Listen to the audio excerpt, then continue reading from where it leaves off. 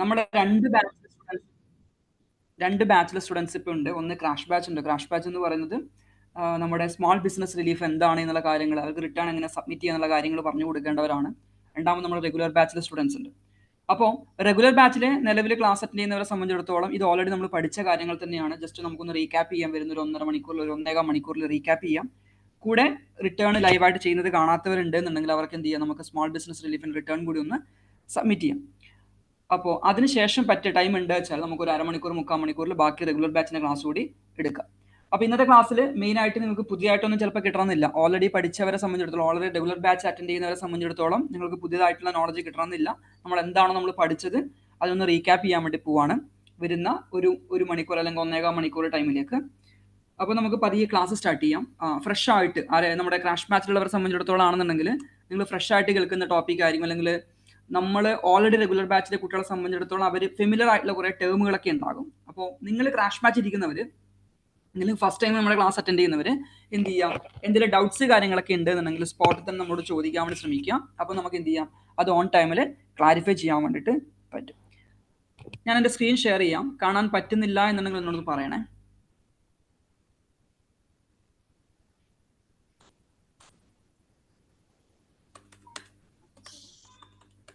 Screen കാണാൻ വേണ്ടി പറ്റുന്നുണ്ടോ? പറ്റുന്നുണ്ട്. റൈറ്റ്. അപ്പോൾ ഒന്നുകൂടി ഞാൻ പറയാണ്, ഓൾറെഡി നമ്മുടെ ക്ലാസ് അറ്റൻഡ് ചെയ്തുകൊണ്ടിരിക്കണ റെഗുലർ ബാച്ചിലെ കുട്ടികളെ സംബന്ധിച്ചിടത്തോളം ഇതൊന്ന് റീക്യാപ്പ് ചെയ്യാൻ വേണ്ടിയിട്ടാണ്. നമ്മൾ ഇതുവരെ പഠിച്ച കാര്യങ്ങൾ, കഴിഞ്ഞ ഒരു മാസമായിട്ട് ക്ലാസ് നടക്കുന്നുണ്ട്, പഠിച്ച കാര്യങ്ങൾ ജസ്റ്റ് ഒന്ന് റിവൈസ് ചെയ്യാം. മറ്റുള്ളവരെ സംബന്ധിച്ച് ക്രാഷ് ബാച്ചിലെ കുട്ടികളെ സംബന്ധിച്ചിടത്തോളം അവർക്ക് ഇത് ഫ്രഷ് ആയുള്ള നോളജ് ആയിരിക്കാം, അവർക്ക് എന്ത് ചെയ്യാം, ഇത് യൂട്ടിലൈസ് ചെയ്യാൻ വേണ്ടിയിട്ടും പറ്റും. അപ്പോൾ പറഞ്ഞു തുടങ്ങാം. കോർപ്പറേറ്റ് ടാക്സ് എന്ന് പറയുന്നത് നമ്മുടെ ഇന്ത്യന്റെ പെർവ്യൂലൊക്കെ പറയാണെന്നുണ്ടെങ്കിൽ, നമ്മൾ ഇന്ത്യയിലാണെങ്കിൽ 2 തരത്തിലുള്ള ടാക്സേഷൻ ഉണ്ട്. ഒന്ന് ഡയറക്റ്റ് ടാക്സ്, ഇന്ത്യയിലല്ല വേൾഡ് വൈഡിലാണെന്നുണ്ടെങ്കിലും ഒന്ന് ഡയറക്റ്റ് ടാക്സേഷൻ ആണ്, രണ്ടാമത്തത് ഇൻഡയറക്റ്റ് ടാക്സേഷൻ ആണ്. ഡയറക്റ്റ് ടാക്സേഷൻ എന്ന് പറയുന്നത് ആരാണ്, നമ്മൾ നേരിട്ട്, ഇപ്പൊ ഇന്ത്യയിലാണെന്നുണ്ടെങ്കിൽ നമ്മൾ ഇൻകം ടാക്സ് കൊടുക്കാറ്, സാലറിക്കൊക്കെ മുകളിൽ, അല്ലെങ്കിൽ ഹൗസ് പ്രോപ്പർട്ടിയുടെ, അല്ലെങ്കിൽ profit of gain four business of profession, അല്ലെങ്കിൽ അതർ ഇൻകത്തിന്റെ മുകളിലൊക്കെ നമ്മൾ എന്ത് ചെയ്യുന്നുണ്ട്, നമ്മൾ ടാക്സ് കൊടുക്കാറുണ്ട്. ഇൻട്രസ്റ്റ് ഇൻകം, ഡിവിഡന്റ് ഇൻകം ഒക്കെ കിട്ടുമ്പോൾ നമ്മൾ ടാക്സ് കൊടുക്കാറുണ്ട്. അപ്പൊ അതേപോലെ നമ്മൾ എന്താ ചെയ്യാൻ, നോർമലി ഈ പറഞ്ഞ 30 സെപ്റ്റംബർ ആയിരുന്നു ഡെഡ് ലൈൻ വരിക. അപ്പോൾ ഈ പറയണ നമ്മൾ ഏൺ ചെയ്തിരിക്കുന്ന ഇൻകത്തിന് മുകളിൽ ഓരോ ടാക്സിബിൾ പേഴ്സൺ, ഓരോ വ്യക്തിയും അല്ലെങ്കിൽ ഓരോ കമ്പനിയും എന്ത് ചെയ്യുന്നു, ഡയറക്റ്റ് ആയിട്ട് നേരിട്ട് ആരിലേക്ക് റിട്ടേണും പേയ്മെന്റും കാര്യങ്ങളും നടത്തുന്നു, ടാക്സിന്റെ പേയ്മെന്റ് നടത്തുന്നു, ഗവൺമെന്റിലേക്ക് കൊടുക്കുന്നു. അപ്പൊ അത്തരത്തില് ടാക്സ് പേ ചെയ്യുന്ന വ്യക്തി അല്ലെങ്കിൽ ടാക്സിന് ലയബിൾ ആയിട്ടുള്ള ടാക്സിബിൾ പേഴ്സൺ നേരിട്ട് ഗവൺമെന്റിലേക്ക് സബ്മിറ്റ് ചെയ്യുന്ന ടാക്സുകളെ വിളിക്കുന്ന പേരാണ് ഡയറക്റ്റ് ടാക്സേഷൻ എന്ന് പറയുന്നത്. ഇൻഡയറക്റ്റ് ടാക്സേഷൻ ആയിട്ട് പറയുമ്പോൾ നമ്മൾ എന്ത് ചെയ്യുന്നു, നമ്മുടെ ഇടയിൽ ഒരു ഇന്റർമീഡിയറി ഉണ്ട്. നമ്മൾ നേരിട്ട് ഗവൺമെന്റിലേക്ക് അടക്കുന്നില്ല. അത് ഇൻഡയറക്റ്റ് ടാക്സേഷൻ എന്ന് പറഞ്ഞാൽ കൺസംഷൻ ബേസ്ഡ് ടാക്സേഷൻ ആണ്. ആ കൺസംഷൻ ബേസ്ഡ് ടാക്സേഷനകത്ത് നമ്മൾ നേരിട്ട് ആർക്ക് ടാക്സ് കൊടുക്കുന്നില്ല, നമ്മൾ ഗവൺമെന്റിലേക്ക് ടാക്സ് കൊടുക്കുന്നില്ല. പകരം നമ്മുടെ ഇടയിൽ ഞാനും ഗവൺമെന്റുമാണ്, അല്ലെങ്കിൽ ടാക്സ് പേ ചെയ്യുന്നത് ഒരു വ്യക്തി, വിപിൻ എന്ന് പറയുന്ന വ്യക്തി അല്ലെങ്കിൽ വിപിൻ എന്ന് പറയുന്ന ഒരു കമ്പനി ആണെന്നുണ്ടെങ്കിൽ ആ കമ്പനിക്കും ഗവൺമെന്റിനും ഇടയിൽ, ടാക്സ് കിട്ടുന്ന ഗവൺമെന്റിനും ഇടയിൽ എന്ത് ചെയ്യുന്നുണ്ട്, ഒരു ഇന്റർമീഡിയറി ഇൻവോൾവ് ആകുന്നുണ്ട്. അതായത് നമ്മുടെ ബിസിനസ്മാൻ ഒക്കെ ആയിരിക്കും, ബിസിനസ് കമ്പനീസ് ഒക്കെ ആയിരിക്കും ഇന്റർമീഡിയറി എന്ന് പറയുന്നത്. അവരെന്ത് ചെയ്യുന്നു, നമ്മുടെ ഓൺ ബിഹാഫിൽ ടാക്സ് കളക്ട് ചെയ്തിട്ട് ആർക്ക് കൊടുക്കുന്നു, ഗവൺമെന്റിലേക്ക് കൊടുക്കുന്നു. ഇപ്പോ രണ്ടാമത്തെ കേസിൽ, ഇൻഡയറക്റ്റ് ടാക്സേഷന്റെ കേസിലാകുമ്പോൾ ഒരു എക്സാമ്പിൾ എടുക്കുകയാണെന്നുണ്ടെങ്കിൽ, ഇൻഡയറക്റ്റ് ടാക്സേഷന്റെ കേസിൽ ഒരു എക്സാമ്പിൾ എടുക്കുകയാണെന്നുണ്ടെങ്കിൽ, വിപിൻ എന്ന് പറയുന്ന ഒരാള്, ഒരു വ്യക്തി എന്ത് ചെയ്യുന്നു, നമ്മൾ ലുലു ഇന്റർനാഷണൽ എന്ന് പറയുന്ന കമ്പനിയിൽ പോയിട്ട് ഒരു സാധനം വെച്ചു. ഇപ്പൊ നമ്മുടെ ഇവിടെ ലുലുവിൽ പോയിട്ട് ഒരു ഗ്രോസറി വാങ്ങിക്കുന്നു. അപ്പൊ ലുലു എന്ത് ചെയ്യുന്നു, എന്റെ കയ്യിൽ നിന്ന് ഞാൻ വാങ്ങിക്കുന്ന സാധനത്തിന്റെ കൂടെ 5% ടാക്സും കൂടി, ഇവിടത്തെ ആണെന്നുണ്ടെങ്കിൽ 5% വാറ്റും കൂടി, അല്ലെങ്കിൽ നാട്ടിലാണെങ്കിൽ 18% GST, SGST, CGST കൂടി എന്ത് ചെയ്യുന്നു, വാങ്ങിച്ചിട്ട് ആർക്കിലേക്ക് പേ ചെയ്യുന്നു, ഗവൺമെന്റിലേക്ക്. ഇവിടത്തെ ആണെങ്കിൽ FTA എന്ത് ചെയ്യുന്നു, അവർ ഓൺ ഡ്യൂ ഡേറ്റിൽ വാറ്റ് റിട്ടേൺ സബ്മിറ്റ് ചെയ്തിട്ട് അതിന്റെ കൂടെ അവരുടെ പേയ്മെന്റും കൂടെ നടത്തുന്നു. ചുരുക്കി പറഞ്ഞാൽ ഇൻഡയറക്റ്റ് ആയിട്ട് കളക്ട് ചെയ്യുന്ന ടാക്സുകളാണ്. അതായത് ഗവൺമെന്റിന് ഇടയിൽ ഒരു ഇന്റർമീഡിയറി വെച്ച് ആ ഇന്റർമീഡിയറി വെച്ചിട്ട് കളക്ട് ചെയ്യുന്ന ടാക്സുകളെ വിളിക്കുന്ന പേരാണ് ഇൻഡയറക്റ്റ് ടാക്സേഷൻ. നേരിട്ട് നമ്മൾ ടാക്സ് പേ ചെയ്യുന്ന വ്യക്തി അല്ലെങ്കിൽ കമ്പനി ഗവൺമെന്റിലേക്ക് റിട്ടേൺ സബ്മിറ്റ് ചെയ്യും, പേയ്മെന്റ് നടത്തുകയും ചെയ്യുന്ന ടാക്സിനെ വിളിക്കുന്ന പേരാണ് ഡയറക്റ്റ് ടാക്സേഷൻ എന്ന് പറയുന്നത്. അപ്പൊ ഡയറക്റ്റ് ടാക്സേഷൻ നമ്മൾ പറയുമ്പോൾ എക്സാമ്പിൾ UAE പറവിലേക്ക് വരികയാണെന്നുണ്ടെങ്കിൽ, കോർപ്പറേറ്റ് ടാക്സ് എന്ന് പറയുന്നത് ഇപ്പൊ നമ്മൾ പഠിക്കാൻ വേണ്ടി പോകുന്ന, ഡിസ്കസ് ചെയ്യാൻ വേണ്ടി പോകുന്ന ഷോർട്ട് ടേം പീരീഡിൽ അല്ലെങ്കിൽ 1 hour ഡിസ്കസ് ചെയ്യാൻ വേണ്ടി പോകുന്ന ഈ പറയുന്ന കോർപ്പറേറ്റ് ടാക്സ് എന്ന് പറയുന്നത് A kind of direct taxation ആണ്. നേരെ മറിച്ചിട്ട് value added tax, customs, excise, ഇതൊക്കെ എന്താണ്, ഇതൊക്കെ ഇൻഡയറക്റ്റ് ടാക്സേഷൻ ആണ്. നമ്മൾ നേരിട്ടല്ല സബ്മിറ്റ് ചെയ്യേണ്ടത്. അതായത് അൾട്ടിമേറ്റ് കസ്റ്റമർ നേരിട്ടല്ല ഗവൺമെന്റിലേക്ക് ടാക്സ് പേ ചെയ്യുന്നത്. നമ്മളെ പോലെയുള്ള അല്ലെങ്കിൽ കമ്പനികൾ ഈ പറയുന്ന അൾട്ടിമേറ്റ് കൺസ്യൂമേഴ്സിന് സാധനങ്ങൾ വിൽക്കുന്ന സമയത്ത് കളക്ട് ചെയ്ത് വെച്ചിട്ട് ആ കളക്ട് ചെയ്ത് വെച്ചിരിക്കുന്ന എമൗണ്ട് ആയിരിക്കും FTA എന്ത് ചെയ്യുന്നു ടാക്സ് റിട്ടേണിന്റെ കൂടെ സബ്മിറ്റ് ചെയ്തിട്ട് പേ ചെയ്യാൻ വേണ്ടിയിട്ട് നിൽക്കുന്നുണ്ടാകുക. അപ്പോൾ കോർപ്പറേറ്റ് ടാക്സിന്റെ പരിധിയിലേക്ക് വരുമ്പോൾ നമുക്ക് മനസ്സിലായി ഇത് ഡയറക്റ്റ് ആയിട്ട് നമ്മൾ ആർക്ക് പേ ചെയ്യേണ്ടതാണ്, നമ്മൾ ഗവൺമെന്റിലേക്ക് പേ ചെയ്യേണ്ടത്. അപ്പൊ ആരാണ് പേ ചെയ്യേണ്ടത് എന്നുള്ള കാര്യത്തിലാണ് എനിക്ക് കൺഫ്യൂഷൻ ഉള്ളത്. അത് കമ്പനികളാകാം, നാച്ചുറൽ പേഴ്സൺസ് ആകാം. ഈ കമ്പനികൾ, നാച്ചുറൽ പേഴ്സൺസ് ഒക്കെ അവരുടെ ഫിനാൻഷ്യൽ ഇയർ എൻഡ് ചെയ്ത് കഴിഞ്ഞ് വിത്തിൻ 9 monthsiനിടയിൽ എന്ത് ചെയ്യണം, ഈ പറയുന്ന കോർപ്പറേറ്റ് ടാക്സിന് റിട്ടേൺ കാര്യങ്ങളൊക്കെ പ്രിപ്പയർ ചെയ്യണം. കോർപ്പറേറ്റ് ടാക്സിന് റിട്ടേൺ പ്രിപ്പയർ ചെയ്യാൻ വലിയ ബുദ്ധിമുട്ടുള്ള കാര്യമൊന്നുമല്ല. ചില പ്രോഫിറ്റിന് മുകളിലാണല്ലോ കോർപ്പറേറ്റ് ടാക്സ് നമ്മൾ പേ ചെയ്യുക. നമ്മുടെ ടാക്സബിൾ പ്രോഫിറ്റിന് മുകളിലാണ് നമ്മൾ കോർപ്പറേറ്റ് ടാക്സ് കമ്പ്യൂട്ട് ചെയ്യും, അതിന്റെ പേയ്മെന്റും കാര്യങ്ങളൊക്കെ നടത്തുക. അപ്പൊ നമ്മൾ എന്ത് ചെയ്യണം, ഈ പറയുന്ന എമൗണ്ട് അസസ് ചെയ്തിട്ട്, സെൽഫ് അസസ്മെന്റ് ആണ്, സ്വന്തമായിട്ട് അസസ് ചെയ്തിട്ട് എത്രയാണോ നമ്മുടെ ടാക്സ് പേബിൾ ലയബിലിറ്റി വരുന്നത് അത് കോർപ്പറേറ്റ് ടാക്സിന് റിട്ടേൺ സബ്മിറ്റ് ചെയ്ത് അതിന്റെ പേയ്മെന്റ് കൂടി എന്ത് ചെയ്യണം വിത്തിൻ 9 monthsiനിടയിൽ, അതായത് ഫിനാൻഷ്യൽ പീരീഡ് എൻഡ് ചെയ്ത് വിത്തിൻ 9 monthsiനിടയിൽ നമ്മുടെ ഇവിടുത്തെ ഫെഡറൽ ടാക്സ് അതോറിറ്റിയിലേക്ക് എന്ത് ചെയ്യണം, നമ്മൾ സബ്മിറ്റ് ചെയ്യേണ്ടതാണ്. അപ്പോൾ അത് നമ്മുടെ റെസ്പോൺസിബിലിറ്റിയാണ്. ഇനി ഇത് ആർക്കൊക്കെയാണ് ആപ്ലിക്കബിൾ ആകുക? നേരെ മറിച്ച് UAE വാറ്റിന്റെ പറവിലേക്ക് വരികയാണെന്നുണ്ടെങ്കിൽ UAE വാറ്റ് ആരാ രജിസ്ട്രേഷൻ എടുക്കേണ്ടത്? എല്ലാവരും രജിസ്ട്രേഷൻ എടുക്കേണ്ട ആവശ്യമുണ്ടോ? UAE വാറ്റില് വേണോ? വേണ്ട. UAE വാറ്റിൽ ആരാ രജിസ്ട്രേഷൻ എടുക്കേണ്ടത്?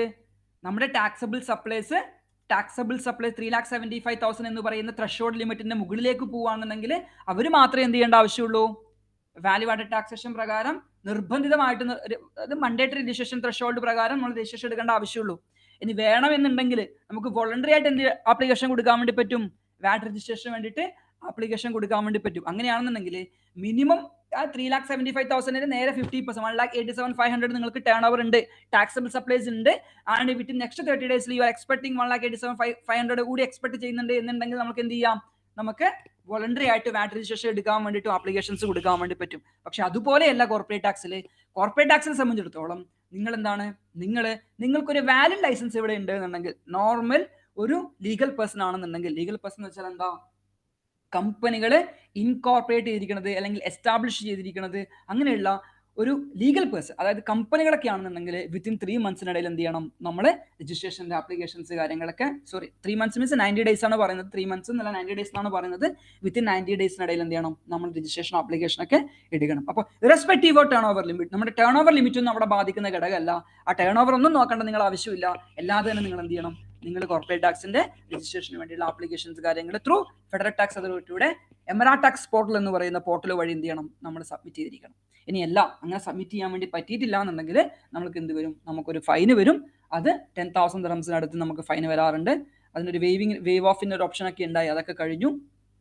അതെന്ത് ചെയ്യാം, നമുക്ക് വിത്തിൻ 7 monthsiനിടയിൽ റിട്ടേൺ അല്ലെങ്കിൽ നോട്ടിഫിക്കേഷൻ സബ്മിറ്റ് ചെയ്തിട്ടുണ്ട് എന്നുണ്ടെങ്കിൽ ഫൈന് വേവ് ഓഫ് ചെയ്യാനുള്ള ഓപ്ഷൻസ് ഒക്കെ ഉണ്ടായി. അപ്പോൾ അങ്ങനെയാണ് അതിന്റെ രജിസ്ട്രേഷന്റെ ത്രഷോൾഡ് അല്ലെങ്കിൽ ടൈം ലിമിറ്റ് എന്നുള്ളതൊക്കെ പറയുന്നത്. അപ്പൊ ഇതൊക്കെ ആർക്കൊക്കെയാണ് ആപ്ലിക്കബിൾ ആകുമെന്ന് ചോദിച്ചിട്ടുണ്ടെന്നുണ്ടെങ്കിൽ നമുക്ക് എന്താണ്, എല്ലാ ടാക്സബിൾ പേഴ്സണും എന്താണ് കോർപ്പറേറ്റ് ടാക്സിന്റെ റൂളിൽ 2020 ഇറക്കിയിരിക്കുന്ന കോർപ്പറേറ്റ് ടാക്സിന്റെ റൂൾ പറഞ്ഞത് എല്ലാ ടാക്സബിൾ പേഴ്സണും എന്താണ് ഈ പറയുന്ന കോർപ്പറേറ്റ് ടാക്സ് ആപ്ലിക്കബിൾ ആണെന്ന് പറഞ്ഞത്. അപ്പൊ നമുക്ക് നോക്കണം ആരൊക്കെയാണ് ഈ പറയുന്ന ടാക്സബിൾ പേഴ്സൺ, അതായത് ആർക്കൊക്കെയാണ് കോർപ്പറേറ്റ് ടാക്സ് നമുക്ക് ആപ്ലിക്കബിൾ ആകുക എന്നുള്ളത് നോക്കാം. ഒന്നെന്ന് പറഞ്ഞത് റെസിഡന്റ് പേഴ്സൺ ആപ്ലിക്കബിൾ ആകും, രണ്ടാമത്തത് നോൺ റെസിഡന്റ് പേഴ്സൺ ആപ്ലിക്കബിൾ ആകും. 2 തരത്തിലുള്ള ആൾക്കാരാണുള്ളത്. ഒന്നെന്ന് പറഞ്ഞത് റെസിഡന്റ് പേഴ്സൺ, രണ്ടാമത്തത് നോൺ റെസിഡന്റ് പേഴ്സൺ. അപ്പൊ നമുക്കറിയണം ആരാണ് റെസിഡന്റ് പേഴ്സൺ, ആരാണ് നോൺ റെസിഡന്റ് പേഴ്സൺ. നോക്കാം. റെസിഡന്റ് പേഴ്സന്റെ ഡെഫിനിഷൻ നമ്മുടെ കോർപ്പറേറ്റ് ടാക്സിന്റെ ലോയിൽ കൊടുത്തിരിക്കുന്ന ഡെഫിനിഷൻ എന്ന് പറയുന്നത് A resident person in any of the following person, താഴെ പറഞ്ഞ ആരും ആകാം, കുഴപ്പമൊന്നുമില്ല. എ ജുറിഡിക്കൽ പേഴ്സൺ, അതായത് ഒരു കമ്പനി UAE ഏതെങ്കിലും കമ്പനിയുടെ നിയമപ്രകാരം സ്ഥാപിതമായിരിക്കുന്ന ജുറിഡിക്കൽ പേഴ്സൺ, കമ്പനികൾ, legal person that is incorporated or otherwise established or recognized. Mic ഒന്ന് മ്യൂട്ട് ചെയ്യാൻ പറ്റുമോ? മ്യൂട്ട് ചെയ്യണേ, ഡൗട്ട് അല്ല എന്നുണ്ടെങ്കിൽ ഇൻകോർപ്പറേറ്റഡ് ആകാം. ഹലോ, ഡൗട്ട് ആണോ? ഇല്ലല്ലോ, ഡൗട്ട് അല്ല. റൈറ്റ്. അപ്പൊ ഈ പറയുന്ന ജൂറിഡിക്കൽ പേഴ്സൺ കമ്പനികൾ ഇവിടെ ഇൻകോർപ്പറേറ്റഡ് ആയിരിക്കാം, അല്ലെങ്കിൽ എസ്റ്റാബ്ലിഷ്ഡ് ആയിരിക്കാം, അല്ലെങ്കിൽ recognised under applicable legislation in the state. UAE ഏതെങ്കിലും കമ്പനി നിയമപ്രകാരം എന്താണ് ഇൻകോർപ്പറേറ്റ് ചെയ്തിരിക്കുന്ന അല്ലെങ്കിൽ എസ്റ്റാബ്ലിഷ് ചെയ്തിരിക്കുന്ന റെക്കഗ്നൈസ് ചെയ്തിരിക്കുന്ന ലീഗൽ പേഴ്സണെ, കമ്പനികളെ നമ്മളാണ് റെസിഡന്റ് പേഴ്സൺ ആയിട്ടാണ് നമ്മൾ കൺസിഡർ ചെയ്യുക, ഇൻക്ലൂഡിങ് ഫ്രീ സോൺ പേഴ്സൺ. എന്താ free zone person?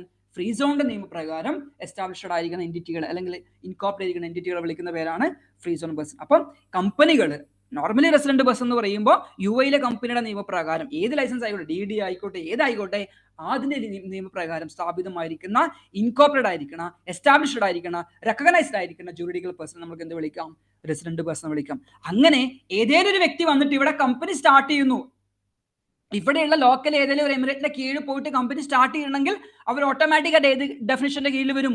Resident person എന്ന് പറയുന്ന ഡെഫിനിഷന്റെ കീഴിൽ വരികയും അവരെന്തായിരിക്കണം? അവർ കോർപ്പറേറ്റ് ടാക്സ് രജിസ്ട്രേഷൻ എടുക്കാൻ വേണ്ടിയിട്ട് ബാധ്യസ്ഥരും, അല്ലെങ്കിൽ കോർപ്പറേറ്റ് ടാക്സിന്റെ കീഴിൽ ബാധ്യസ്ഥരാണെന്ന് പറയാൻ വേണ്ടി പറ്റും. അപ്പൊ നിങ്ങളോട് ആരെങ്കിലും ഡൗട്ട് ചോദിക്കുകയാണെങ്കിൽ നിങ്ങൾ പറഞ്ഞു കൊടുക്കണം, നിങ്ങൾക്ക് ഇവിടെ ലൈസൻസ് ഉണ്ടോ, നിങ്ങൾ ഇവിടെ എസ്റ്റാബ്ലിഷ്ഡ് ആണോ, അല്ലെങ്കിൽ റെക്കഗ്നൈസ്ഡ് ആണോ, യുടെ നിയമപ്രകാരം റെക്കഗ്നൈസ്ഡ് ആയുള്ള കമ്പനികളാണ് എന്നുണ്ടെങ്കിൽ നിങ്ങൾ എന്താണ്, നിങ്ങൾക്ക് കോർപ്പറേറ്റ് ടാക്സിന്റെ രജിസ്ട്രേഷൻ എടുക്കാനുള്ള അല്ലെങ്കിൽ കോർപ്പറേറ്റ് ടാക്സിന്റെ ബാധ്യത നിങ്ങളിലേക്ക് വരുന്നുണ്ട്. നിങ്ങൾ അത് കംപ്ലൈ ചെയ്യേണ്ട റിക്വയർമെന്റ് വരുന്നുണ്ട്. രണ്ടാമത്തെ വരുന്നത് എ ജുറിഡിക്കൽ പേഴ്സൺ, അതായത് കമ്പനികൾ തന്നെയാണ്, that is incorporated or otherwise established or recognized under the applicable legislation in a foreign jurisdiction. എന്താ ഫോറിൻ ജുറിഡിക്ഷൻ എന്ന് പറയുന്നത്? ആദ്യത്തെ കേസിൽ UAE ആപ്ലിക്കബിൾ ആയിട്ടുള്ള നിയമപ്രകാരം, ഇത് UAE ഇത് UAE ആപ്ലിക്കബിൾ ആയിട്ടുള്ള നിയമപ്രകാരം സ്ഥാപിതമായിരിക്കുന്ന, റെക്കഗ്നൈസ് ചെയ്തിരിക്കുന്ന, എസ്റ്റാബ്ലിഷ്ഡ് ആയിരിക്കുന്ന കമ്പനികൾ എന്ത് ചെയ്യണം? മാൻഡേറ്ററി ആയിട്ട് അല്ലെങ്കിൽ ഈ പറയുന്ന റെസിഡന്റ് പേഴ്സൺ എന്ന് പറഞ്ഞ ഡെഫിനിഷന് കീഴിൽ വരും. രണ്ടാമത്തത്, നിങ്ങൾ UAE ആകണം എന്നില്ല, കമ്പനികളാണ്, പക്ഷേ അത് ഇൻകോർപ്പറേറ്റ് ചെയ്തിരിക്കുന്നത് എവിടെയാണ്? UAE പുറത്താണ്, ഫോറിൻ ജുറിഡിക്ഷനിലാണ്. ലൈക്ക് ഇന്ത്യയിലാണെന്ന് കരുതുക, അല്ലെങ്കിൽ ചൈനയിലാണെന്ന് കരുതുക, കുവൈത്തിലാണെന്ന് കരുതുക, സൗദിയിലാണെന്ന് കരുതുക. അപ്പൊ അങ്ങനെ ഫോറിൻ ജുറിഡിക്ഷനിലാണ്, പക്ഷേ that is effectively managed and controlled in the state. In the state means within the UAE. UAE-ലാണ് നിങ്ങളെ എഫക്റ്റീവ്ലി മാനേജ് ചെയ്യുന്നത്. കമ്പനി എവിടെയുള്ളത്? കമ്പനി ഉള്ളത് സൗദി അറേബ്യയിലാണെന്ന് കരുതുക, അല്ലെങ്കിൽ ഖത്തറിലാണെന്ന് കരുതുക, ഇന്ത്യയിലാണെന്ന് കരുതുക. പക്ഷെ അത് കമ്പനിയെ ആരാണ് കൺട്രോൾ ചെയ്യുന്നത്? എവിടെ വെച്ചാൽ കൺട്രോൾ ചെയ്യുന്നത്? UAE-ൽ വെച്ചിട്ട് നിങ്ങൾ കൺട്രോൾ ചെയ്യുന്നുണ്ടെങ്കിൽ as per place of effective management rule പ്രകാരം നമ്മൾ ഏത് ഡെഫിനിഷന്റെ കീഴിൽ വരും? നമ്മൾ റെസിഡന്റ് പേഴ്സൺ എന്ന് പറയുന്ന ഡെഫിനിഷന്റെ കീഴിൽ വരും. അങ്ങനെ റെസിഡന്റ് പേഴ്സൺ എന്ന് പറയുന്ന ഡെഫിനിഷന്റെ കീഴിൽ നമ്മൾ വന്നിട്ടുണ്ടെങ്കിൽ എന്താ പ്രശ്നം? നമുക്ക് കോർപ്പറേറ്റ് ടാക്സ് എന്ത് ചെയ്യണം? രജിസ്ട്രേഷൻ എടുക്കേണ്ട റിക്വയർമെന്റ് വരും. അങ്ങനെ കോർപ്പറേറ്റ് ടാക്സ് രജിസ്ട്രേഷൻ എടുത്തിട്ടില്ല എന്നുണ്ടെങ്കിൽ എന്താ പ്രശ്നം? 10,000 പെനാൽറ്റി വരില്ലേ? വരും. ഓക്കെ, അപ്പൊ ഒന്നാമത്തെ കേസിൽ പറഞ്ഞു juridical person who is incorporate, established or recognised within the state, അല്ലെങ്കിൽ വിത്തിൻ ദ സ്റ്റേറ്റിലെ ലോ പ്രകാരം ഇൻകോർപ്പറേറ്റ് ചെയ്തിരിക്കുന്നത് അല്ലെങ്കിൽ എസ്റ്റാബ്ലിഷ് ചെയ്തിരിക്കുന്ന ആൾക്കാർ. രണ്ടാമത്തത് വിത്തിൻ ദ സ്റ്റേറ്റ് അല്ല, ഫോറിൻ ജുറിഡിക്ഷൻ ആണ്. ആ ഫോറിൻ ജുറിഡിക്ഷനുള്ള വ്യക്തികൾ എന്ത് ചെയ്യുന്നു? Effectively manage and control within UAE എന്ത് സ്റ്റേറ്റ് ആണെന്നുണ്ടെങ്കിൽ നമ്മൾക്ക് എന്ത് വരും? അവിടെയും കോർപ്പറേറ്റ് ടാക്സിന്റെ ആപ്ലിക്കബിലിറ്റി നമുക്ക് വരും. മൂന്നാമത്തെ case a natural person who conduct business or business activity in the state. Natural പേഴ്സണും കോർപ്പറേറ്റ് ടാക്സ് ആപ്ലിക്കബിൾ ആണ്, പക്ഷേ അവർ ടേൺ ഓവർ ലിമിറ്റ് പറഞ്ഞിട്ടുണ്ട്, 1 million എന്ന് പറഞ്ഞ ടേൺ ഓവർ ലിമിറ്റ് പറഞ്ഞിട്ടുണ്ട്. ഈവൻ ദോ അങ്ങനെയാണെന്നുണ്ടെങ്കിലും നാച്ചുറൽ പേഴ്സൺസും റെസിഡന്റ് പേഴ്സൺ എന്ന് പറയുന്ന ഡെഫിനിഷന് കീഴിൽ കാറ്റഗറിനകത്ത് വരും. നാലാമത് any other person may be determined decision cabinet, അതായത് ക്യാബിനറ്റ് എന്തെങ്കിലും, ഇവിടുത്തെ ഗവൺമെന്റ് എന്തെങ്കിലും ഡിസിഷൻ പ്രകാരം നിങ്ങൾ റെസിഡന്റ് പേഴ്സൺ ആണെന്ന് പറഞ്ഞിട്ടുണ്ടെന്നുണ്ടെങ്കിൽ അവരും ഈ പറഞ്ഞ ഡെഫിനിഷന്റെ കീഴിലേക്ക് വരും. സിമ്പിൾ ആയിട്ട് പറയാന്നുണ്ടെങ്കിൽ ആരാ resident person? A company incorporate within the UAE, UAE incorporate ചെയ്തിരിക്കുന്ന, എസ്റ്റാബ്ലിഷ് ചെയ്യുന്ന, റെക്കഗ്നൈസ് ചെയ്യുന്ന കമ്പനികൾ ഇൻക്ലൂഡിംഗ് എ ഫ്രീ പേഴ്സൺ എന്താണ്? റെസിഡന്റ് പേഴ്സൺ ആണ്. രണ്ടാമത്തത് A company incorporate, recognised, establish outside the UAE but effectively controlled and managed within the state. UAE-ൽ വെച്ചാണ് അവരുടെ effective control, POEM rule പ്രകാരം അവരെന്താണ് എഫക്റ്റീവ്ലി മാനേജ് ചെയ്യുന്നത് വിത്തിൻ UAE ആണെന്നുണ്ടെങ്കിൽ അവർക്കും എന്താണ് കോർപ്പറേറ്റ് ടാക്സിന്റെ ഡെഫിനിഷന്റെ കീഴിൽ അല്ലെങ്കിൽ റെസിഡന്റ് പേഴ്സൺ എന്ന് പറയുന്ന ഡെഫിനിഷന്റെ കീഴിനകത്ത് വരും. മൂന്നാമത്തെ കാറ്റഗറി നാച്ചുറൽ പേഴ്സൺ എന്ന് പറയുന്നുണ്ട്. നാലാമത് അത് FT നമ്മുടെ ഇവിടെ ഗവൺമെന്റ് തീരുമാനിക്കണം, അല്ലെങ്കിൽ ഫർദർ നോട്ടിഫിക്കേഷനിലൂടെ ആരെയൊക്കെ ഇൻക്ലൂഡ് ചെയ്യുന്നുണ്ടെന്നുണ്ടെങ്കിൽ, ഡിസിഷനിലൂടെ ആരെയൊക്കെ റെസിഡന്റ് പേഴ്സൺ ആണെന്ന് പറയുന്നുണ്ടെങ്കിൽ അവരും എന്താണ് ഈ പറയുന്ന റെസിഡന്റ് പേഴ്സൺ എന്ന് പറയുന്ന ഡെഫിനിഷനകത്ത് വരും. അടുത്ത് നോക്കേണ്ടത് റെസിഡന്റ് പേഴ്സണും കോർപ്പറേറ്റ് ടാക്സിന്റെ ആപ്ലിക്കബിലിറ്റി വരും എന്ന് പറഞ്ഞു. നോൺ റെസിഡന്റ് പേഴ്സണും കോർപ്പറേറ്റ് ടാക്സിന്റെ ആപ്ലിക്കബിൾ. എന്നാൽ നോൺ റെസിഡന്റ് പേഴ്സൺ എല്ലാ നോൺ റെസിഡന്റ് പേഴ്സണും ആപ്ലിക്കബിലിറ്റി വരില്ല. ആരെ നോൺ റെസിഡന്റ് പേഴ്സൺ എന്ന് വിളിക്കുന്നത്? A non resident person is a person who is not considered as a resident person. അതായത് നേരത്തെ പറഞ്ഞിരിക്കണം 4 കാറ്റഗറിയിൽ പെടാത്ത അല്ലെങ്കിൽ പെടുന്ന റെസിഡന്റ് പേഴ്സൺ എല്ലാം അതിന് ഒഴികെ വരുന്ന വ്യക്തികളെ നമുക്ക് എന്ത് വിളിക്കാം? നോൺ റെസിഡന്റ് പേഴ്സൺ എന്ന് വിളിക്കാൻ വേണ്ടി പറ്റും. പക്ഷേ ആ non resident person has a permanent establishment എയ്തറാണ് കേട്ടോ. ഏതേലും ഒന്നുണ്ടായാൽ മതി. കമ്പനികൾ നേരത്തെ പറഞ്ഞ കാറ്റഗറിയിൽ പെടാത്ത കമ്പനികളാണ്. പക്ഷെ ഇപ്പോ എക്സാമ്പിൾ പറയാം, കമ്പനി എന്ത് ചെയ്യുന്നു? ഇൻകോർപ്പറേറ്റ് ചെയ്യുന്ന ഔട്ട്സൈഡ് UAE ആണ്. ഔട്ട്സൈഡ് UAE ആണ്, അത് സൗദിയിലൊക്കെയാണ് കമ്പനി ഉള്ളത്. അവർക്ക് പ്ലേസ് ഓഫ് എഫക്റ്റീവ് മാനേജ്മെന്റ് ഒന്നും ഇവിടെ ഇല്ല, വിത്തിൻ ദ UAE ഇല്ല. ഇവിടെ UAE വെച്ചല്ല അവരെ കൺട്രോൾ ചെയ്യുന്നത്, മാനേജ്മെന്റ് ചെയ്യുന്നത് എന്ന് കരുതുക. അങ്ങനെയുള്ള സിറ്റുവേഷൻ ആണെന്നുണ്ടെങ്കിലും but if they have A permanent establishment in the state, അതായത് UAE അകത്ത് എന്തായാലും ഓഫീസ് സ്പേസോ അങ്ങനെയുള്ള കാര്യങ്ങളൊക്കെ ഉണ്ട് എന്നുണ്ടെങ്കിൽ അതിന് വരും അവര് നോൺ റെസിഡന്റ് പേഴ്സൺ എന്ന് പറയുന്ന ഡെഫിനിഷനകത്ത് കയറി വരും. ഇവർക്ക് ഇവിടെ ലൈസൻസ് ഉണ്ടാകണമെന്നില്ല. അവർക്ക് എവിടെ ലൈസൻസ് ഉണ്ടാകുക? UAEക്ക് പുറത്ത് ലൈസൻസ് ഉണ്ടാകാം. എന്നിട്ട് എന്ത് ചെയ്യുന്നു? അവരൊരു ഓഫീസ് സെറ്റപ്പോ അല്ലെങ്കിൽ ഒരു ഫാക്ടറിയോ അല്ലെങ്കിൽ ഒരു വെയർ ഹൗസോ കാര്യങ്ങളൊക്കെ ഇവിടെ ഉണ്ട് എന്നുണ്ടെങ്കിൽ അതെന്താണ്? അതിന് പെർമനന്റ് എസ്റ്റാബ്ലിഷ്മെന്റ് എന്ന് പറയുന്ന ഡെഫിനിഷനകത്ത് വരിക. അങ്ങനെ പെർമനന്റ് എസ്റ്റാബ്ലിഷ്മെന്റ് ഉള്ള നോൺ റെസിഡന്റ് പേഴ്സൺ ആണെന്നുണ്ടെങ്കിലും അല്ലെങ്കിൽ അവർക്ക് സ്റ്റേറ്റ് സോഴ്സിൽ ഇൻകം UAEയിൽ നിന്നും ഇൻകം ജനറേറ്റ് ചെയ്യുന്ന ആൾക്കാരാണെന്നുണ്ടെങ്കിലും അല്ലെങ്കിൽ ഹാസ് എ നെക്സസ് കണക്ടിവിറ്റി ഒക്കെ ഉണ്ട് ഇവിടെ ഉണ്ട് എന്നുള്ളതാണ്. ലൈക്ക് ATM ഒക്കെയാണ് എക്സാമ്പിൾ പറഞ്ഞത്. അങ്ങനെ നെക്സസ് അല്ലെങ്കിൽ കണക്ടിവിറ്റി ഒക്കെ ഉള്ളവരാണെന്നുണ്ടെങ്കിൽ അവരും എന്തിന്റെ കാറ്റഗറിയിൽ വരും? അവരും നോൺ റെസിഡന്റ് പേഴ്സൺ എന്ന് പറയുന്ന ഡെഫിനിഷനകത്ത് വരും. അങ്ങനെ വരുന്ന റെസിഡന്റ് പേഴ്സൺസും നോൺ റെസിഡന്റ് പേഴ്സൺസും എന്ത് ചെയ്യണം? UAE കോർപ്പറേറ്റ് ടാക്സിന്റെ റൂളുകൾ ബാധിക്കാൻ വേണ്ടിയിട്ട് അല്ലെങ്കിൽ UAE കംപ്ലൈ ചെയ്യാൻ വേണ്ടിയിട്ട് ബാധ്യസ്ഥരാണ്. ക്ലിയർ ആയോ? അപ്പൊ ആർക്കൊക്കെ കോർപ്പറേറ്റ് ടാക്സ് ആപ്ലിക്കബിൾ ആകാം? റെസിഡന്റ് പേഴ്സണും ആപ്ലിക്കബിൾ ആകും, നോൺ റെസിഡന്റ് പേഴ്സണും ആപ്ലിക്കബിൾ ആകും. ആരാ റെസിഡന്റ് പേഴ്സൺ? റെസിഡന്റ് പേഴ്സൺ എന്ന് പറയുന്നത് ലീഗൽ കമ്പനി ആകാം അല്ലെങ്കിൽ ലീഗൽ പേഴ്സൺസ് ആകാം, ദാറ്റ് ഈസ് എസ്റ്റാബ്ലിഷ്ഡ് റെക്കഗ്നൈസ്ഡ്, അല്ലെങ്കിൽ എന്താണ് ഇൻകോർപ്പറേറ്റഡ് വിത്തിൻ ദ UAE നിയമപ്രകാരം സ്ഥാപിതമായത്, including a free zone person അല്ലേ. രണ്ടാമത്തെ എന്താണ്? കമ്പനികളാകാം, അവർ incorporated recognised established outside the outside the UAE അല്ലെങ്കിൽ UAEക്ക് പുറത്ത് അല്ലെങ്കിൽ ഫോറിൻ ജൂറിഡിക്ഷനിലാണ്, പക്ഷേ അവർ place of effectively managed within the UAEയിലാണ് അവരുടെ എഫക്റ്റീവ് മാനേജ്മെന്റ് നടക്കുന്നത്. അങ്ങനെയാണെങ്കിൽ എന്ത് വരും? അവരും UAE കോർപ്പറേറ്റ് ടാക്സിന്റെ റൂൾ പ്രകാരം റെസിഡന്റ് പേഴ്സൺ ആണ്. മൂന്നാമത്തത് നാച്ചുറൽ പേഴ്സൺസ്. നാലാമത്തത് നാച്ചുറൽ പേഴ്സൺസ്, എല്ലാ നാച്ചുറൽ പേഴ്സൺസ് ഒന്നും വരില്ല കേട്ടോ. അവർ ടേൺ ഓവർ ത്രഷോൾഡ് ലിമിറ്റ് കൂടി പറഞ്ഞിട്ടുണ്ട്. ഒരു 1 million എന്ന് പറയുന്ന ടേൺ ഓവർ ത്രഷോൾഡ് ക്ലോസ് ചെയ്യുന്നുണ്ടെങ്കിൽ മാത്രമേ അവർ എന്ത് വരത്തുള്ളൂ? റെസിഡന്റ് പേഴ്സന്റെ കാറ്റഗറി അല്ലെങ്കിൽ രജിസ്ട്രേഷൻ എടുക്കുന്ന റിക്വയർമെന്റ് വരുന്നുള്ളൂ. പക്ഷേ ഡെഫിനിഷനകത്ത് എന്ത് പറയുന്നുണ്ട്? നാച്ചുറൽ പേഴ്സൺ എന്ന് കൂടി പറയുന്നുണ്ട്. പിന്നെ ഗവൺമെന്റ് ഡിസൈഡ് ചെയ്യുന്ന ഏതെങ്കിലും സ്പെഷ്യൽ ഡിസിഷൻ പ്രകാരം ഡിസൈഡ് ചെയ്യുന്ന വ്യക്തികളും എന്ത് ചെയ്യുന്നു? റെസിഡന്റ് പേഴ്സൺ എന്ന് പറയുന്ന ഡെഫിനിഷന്റെ കീഴിലേക്ക് വരും. നോൺ റെസിഡന്റ് പേഴ്സൺ എന്ന് പറയുമ്പോൾ ഈ പറയുന്ന കമ്പനികളൊക്കെ ഔട്ട്സൈഡ് UAE ഒക്കെയാണ് ഇൻകോർപ്പറേറ്റ് ഉണ്ടാകുക. പക്ഷേ അവരെന്താണ്? അവര് having a permanent establishment within UAEയിൽ ഓഫീസോ അങ്ങനത്തെ സ്പേസോ വെയർ ഹൗസോ പ്രൊഡക്ഷൻ യൂണിറ്റോ കാര്യങ്ങളൊക്കെ ഉണ്ട്. അങ്ങനെയാണെങ്കിൽ പെർമനന്റ് എസ്റ്റാബ്ലിഷ്മെന്റ് ഉണ്ട് എന്നുണ്ടെങ്കിൽ അവരെന്താണ്? UAEയിൽ കോർപ്പറേറ്റ് ടാക്സിന്റെ രജിസ്ട്രേഷൻ എടുക്കാൻ വേണ്ടിയിട്ട് അല്ലെങ്കിൽ UAEയിലെ കോർപ്പറേറ്റ് ടാക്സിന്റെ റൂള് കംപ്ലൈ ചെയ്യാൻ വേണ്ടിയിട്ട് ബാധ്യസ്ഥരാണ്. ദെൻ സ്റ്റേറ്റ് സോഴ്സ്ഡ് ഇൻകം, UAEനകത്തുനിന്ന് ഇൻകം ജനറേറ്റ് ചെയ്യുന്നവര് അല്ലെങ്കിൽ have a nexus or connectivity within the UAE ആണെന്നുണ്ടെങ്കിൽ നമുക്ക് എന്ത് പറയാൻ വേണ്ടി പറ്റും? അവര് നോൺ റെസിഡന്റ് പേഴ്സൺ ആണെന്ന് പറയാൻ വേണ്ടി പറ്റും. അങ്ങനെ വരുന്ന റെസിഡന്റ് പേഴ്സൺസും നോൺ റെസിഡന്റ് പേഴ്സൺസും എന്ത് ചെയ്യണം? UAEയില് മാൻഡേറ്ററി ആയിട്ട് എന്ത് ചെയ്യണം? അവര് കോർപ്പറേറ്റ് ടാക്സിന് വേണ്ടിയിട്ടുള്ള രജിസ്ട്രേഷൻസ് എന്ത് ചെയ്യണം? എടുത്തിരിക്കണം എന്ന് പറയുന്നു. പണ്ടല്ല, കോർപ്പറേറ്റ് ടാക്സ് വന്നിരിക്കുന്നത് എഫക്റ്റീവില് വന്നിരിക്കുന്നത് 1st June 2023 മുതലായിരുന്നു. അപ്പോൾ ആ സമയത്ത് ഉണ്ടായിരുന്ന ഡെഡ് ലൈൻ എന്ന് പറയുന്നത് നമ്മുടെ ജനുവരി ഫെബ്രുവരി മാസം ഇൻകോർപ്പറേറ്റ് ചെയ്യുന്ന കമ്പനികളാണെന്നുണ്ടെങ്കിൽ ഇപ്പോൾ 31st May 2024 ഇടയിൽ എന്ത് ചെയ്യണം? അവർ രജിസ്ട്രേഷൻ എടുക്കണം എന്നുള്ള കാര്യങ്ങളായിരുന്നു പറഞ്ഞിട്ടുണ്ടായിരുന്നത്. അപ്പോൾ ഓരോ മന്തിനെ ബേസ് ചെയ്തിട്ടാണ് നമ്മുടെ ഡെഡ് ലൈൻ പറഞ്ഞിട്ടുണ്ടായിരുന്നത്. ആ ഡെഡ് ലൈൻസ് ഞാൻ ഇവിടെ കൊടുത്തിട്ടുണ്ട്. നിങ്ങൾക്ക് ഈ നോട്ട്സ് കൂടി ഞാൻ ഷെയർ ചെയ്ത് തരാം, കുഴപ്പമില്ല. ക്രാഷ് ബാച്ചിലുള്ളവരെ സംബന്ധിച്ചിടത്തോളം ഈ പറയണത് കേട്ടോ. അപ്പോൾ മന്തിനെ ബേസ് ചെയ്തിട്ടായിരുന്നു നമ്മൾ എന്ത് പറഞ്ഞിട്ടുണ്ടായിരുന്നത്? ഈ പറയുന്ന ഡെഡ് ലൈൻസ് ഒക്കെ വന്നിട്ടുണ്ടായിരുന്നത്. അപ്പോൾ ഇനി മുതൽ അങ്ങോട്ടേക്ക് effectively from on or after 1st of March 2023 പ്രകാരമാണെന്നുണ്ടെങ്കിൽ എങ്ങനെയാണ് ഡെഡ് ലൈൻ എന്നുള്ളത് നമുക്ക് നോക്കാം. A person incorporated established or recognised under the applicable legislation of another country or A foreign territory who is effectively managed and controlled within UAE ആണെന്നുണ്ടെങ്കിൽ, അത് resident persons ഒക്കെ ആണെന്നുണ്ടെങ്കിൽ എന്ത് ചെയ്യണം? വിത്തിൻ 3 months എന്ത് ചെയ്യണം? നമ്മൾ end of the person financial period end ചെയ്തിട്ട് വിത്തിൻ 3 months എന്ത് ചെയ്യണം?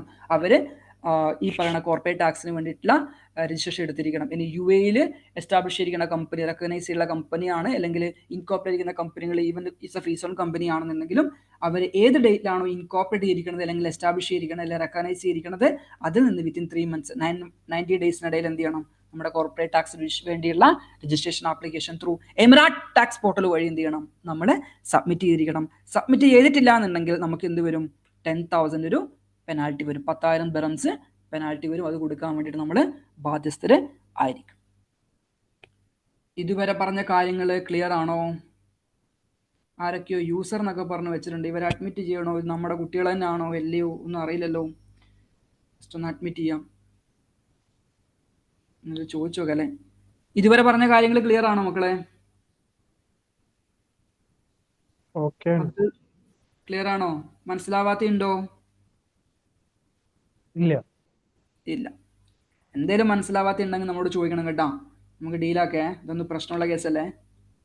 Right, okay. അപ്പോൾ നമ്മൾ അടുത്ത നോക്കാൻ വേണ്ടി പോകുന്നത് ഈ പറയുന്ന കോർപ്പറേറ്റ് ടാക്സ് എന്ന് പറഞ്ഞ് ഞാൻ പറഞ്ഞു നമ്മുടെ പ്രോഫിറ്റിന് മുകളിൽ കൊടുക്കുന്ന ടാക്സ് ആണെന്ന് പറഞ്ഞു അല്ലേ. അപ്പോൾ പ്രോഫിറ്റിന് മുകളിൽ കൊടുക്കുന്ന ടാക്സ് ആകുമ്പോൾ നമ്മൾ എങ്ങനെയാണ് പ്രോഫിറ്റ് ഡിറ്റർമൈൻ ചെയ്യുക എന്നുള്ളത് കുറച്ച് ഇമ്പോർട്ടൻ്റ് ആയിട്ടുള്ള ഘടകം. നോക്കാം.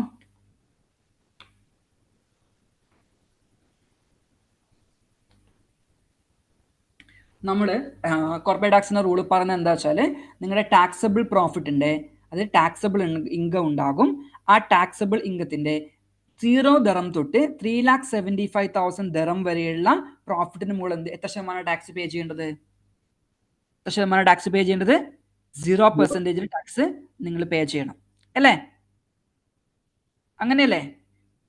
മോർ ദാൻ 3,75,000 വരുന്ന ഓരോ ഇൻകത്തിനും നിങ്ങൾ എന്ത് ചെയ്യണം? എത്ര ശതമാനം ടാക്സ് പേ ചെയ്യണം? 9% ടാക്സ് നമ്മൾ പേ ചെയ്യേണ്ടതുണ്ട്. പേ ചെയ്യണ്ടേ? അല്ലേ? അങ്ങനെയല്ലേ? അല്ലയോ? 3,75,000 വരെയുള്ള പ്രോഫിറ്റിന് മുകളിലാണെന്നുണ്ടെങ്കിൽ 0% ടാക്സ് നമ്മൾ പേ ചെയ്യണം. 0% ആണ് ടാക്സ് പേ ചെയ്യേണ്ടത്. സ്റ്റിൽ ഈവൻ ദോ നമ്മുടെ നെറ്റ് ലാബിലിറ്റി എന്ന് പറഞ്ഞ് 0 ആണെന്നുണ്ടെങ്കിൽ നമ്മൾ എന്ത് ഫയൽ ചെയ്യേണ്ടി വരും? കോർപ്പറേറ്റ് ടാക്സിന് റിട്ടേൺ ഫയൽ ചെയ്യേണ്ടി വരും. വേണ്ടവരില്ലേ? അതിനുള്ള ഡോക്യുമെന്റ്സ് കാര്യങ്ങൾ അക്കൗണ്ട്സ് കാര്യങ്ങളൊക്കെ മെയിൻറ്റെയിൻ ചെയ്യണം. ചെയ്യേണ്ടതെന്ന് ആരും ഇവിടെ പറയണില്ല. 3,75,000 മുകളിലേക്ക് വരുന്ന ഓരോ തരത്തിലും നമ്മൾ എന്ത് ചെയ്യേണ്ടി വരും? 9% കോർപ്പറേറ്റ് ടാക്സ് നമ്മൾ പേ ചെയ്യേണ്ടി വരും. അപ്പൊ ഇവിടെയുള്ള പ്രശ്നം വെച്ചാൽ ടാക്സബിൾ ഇൻകത്തിന് മുകളിലാണ് നമ്മളോട് എന്ത് ചെയ്യാൻ വേണ്ടി പറ്റത്? കോർപ്പറേറ്റ് ടാക്സ് കമ്പ്യൂട്ട് ചെയ്യാൻ വേണ്ടി പറ്റത്. അപ്പോൾ ഈ പറയുന്ന ടാക്സബിൾ ഇൻകം എന്ന് പറഞ്ഞത് നോർമൽ നമ്മൾ പ്രിപ്പയർ ചെയ്യുന്ന ഒരു പ്രോഫിറ്റ് ലോസ് അക്കൗണ്ടിനകത്ത് കിട്ടുന്ന ഇൻകം അല്ല അല്ലേ.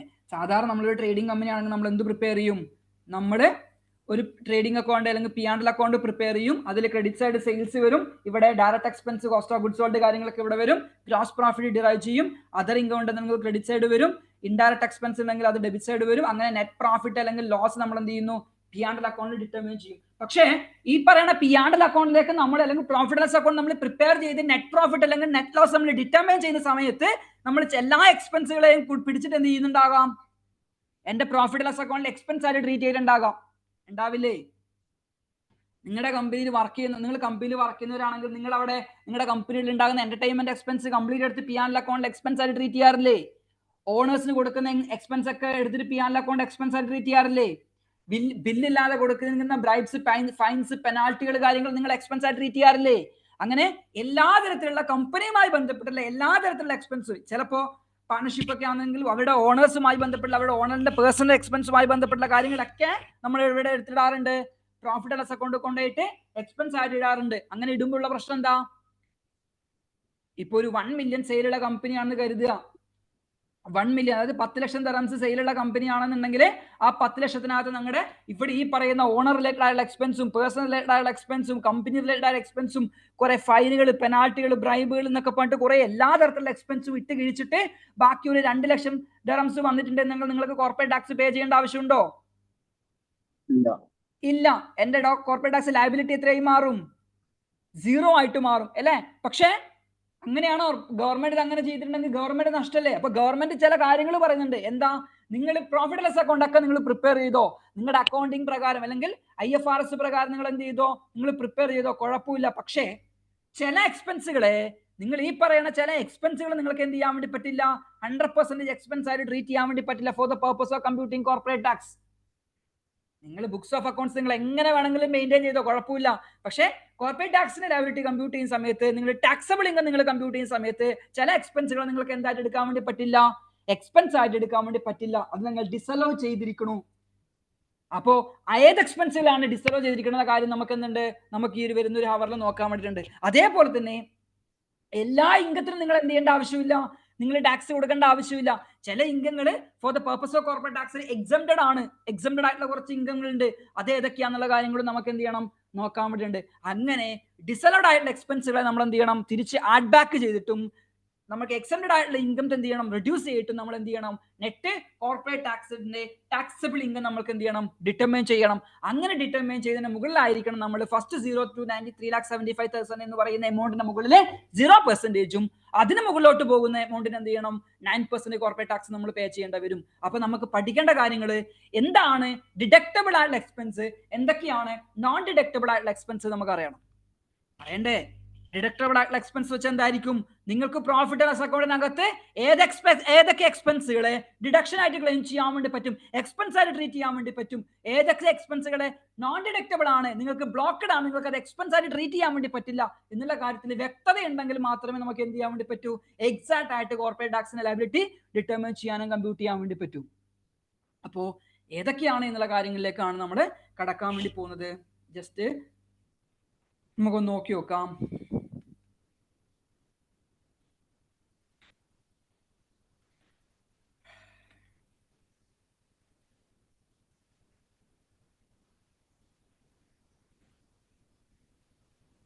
ഡിഡക്ഷൻ ഡിഡക്ഷന് നമുക്ക് രണ്ടാമത്തിരിക്കുക. ഒന്ന് ഡിഡക്റ്റബിൾ ആയിട്ടുള്ള എക്സ്പെൻസുകൾ ഉണ്ട്, രണ്ടാമത്തെ നോൺ ഡിഡക്റ്റബിൾ. ഡിഡക്റ്റബിൾ എന്ന് പറയുമ്പോൾ അതൊരു നേച്ചർ ഉണ്ട്. അതിന്റെ നേച്ചർ സ്വാഭാവികത ഇങ്ങനെയായിരിക്കണം, ആ എക്സ്പെൻസിന്റെ wholly and exclusively for business purpose. ഈ എക്സ്പെൻസ് ഉണ്ടായിരിക്കുന്നത് എന്തിനായിരിക്കണം? ബിസിനസ് പർപ്പസിന് വേണ്ടിയിട്ടായിരിക്കണം. ആരുടെ പേഴ്സണൽ പർപ്പസിനാകാൻ വേണ്ടി പാടില്ല. ഓണേഴ്സിന്റെയോ ഷെയർ ഹോൾഡ് ചെയ്തിരിക്കുന്ന വ്യക്തികളുടെയോ എംപ്ലോയിയുടെയോ ഒന്നും പേഴ്സണൽ എക്സ്പെൻസ് ആകാൻ വേണ്ടി പാടില്ല. പകരം this should be exclusively for business purpose ആയിരിക്കണം. രണ്ടാമത്തത് നോട്ട് ക്യാപിറ്റൽ നേച്ചർ. എന്താ ക്യാപിറ്റൽ നേച്ചർ എന്ന് പറയുന്നത്? എന്താ ക്യാപിറ്റൽ നേച്ചർ എന്ന് വെച്ചാല് ക്യാപിറ്റൽ എക്സ്പെൻഡിച്ചർ എന്താ?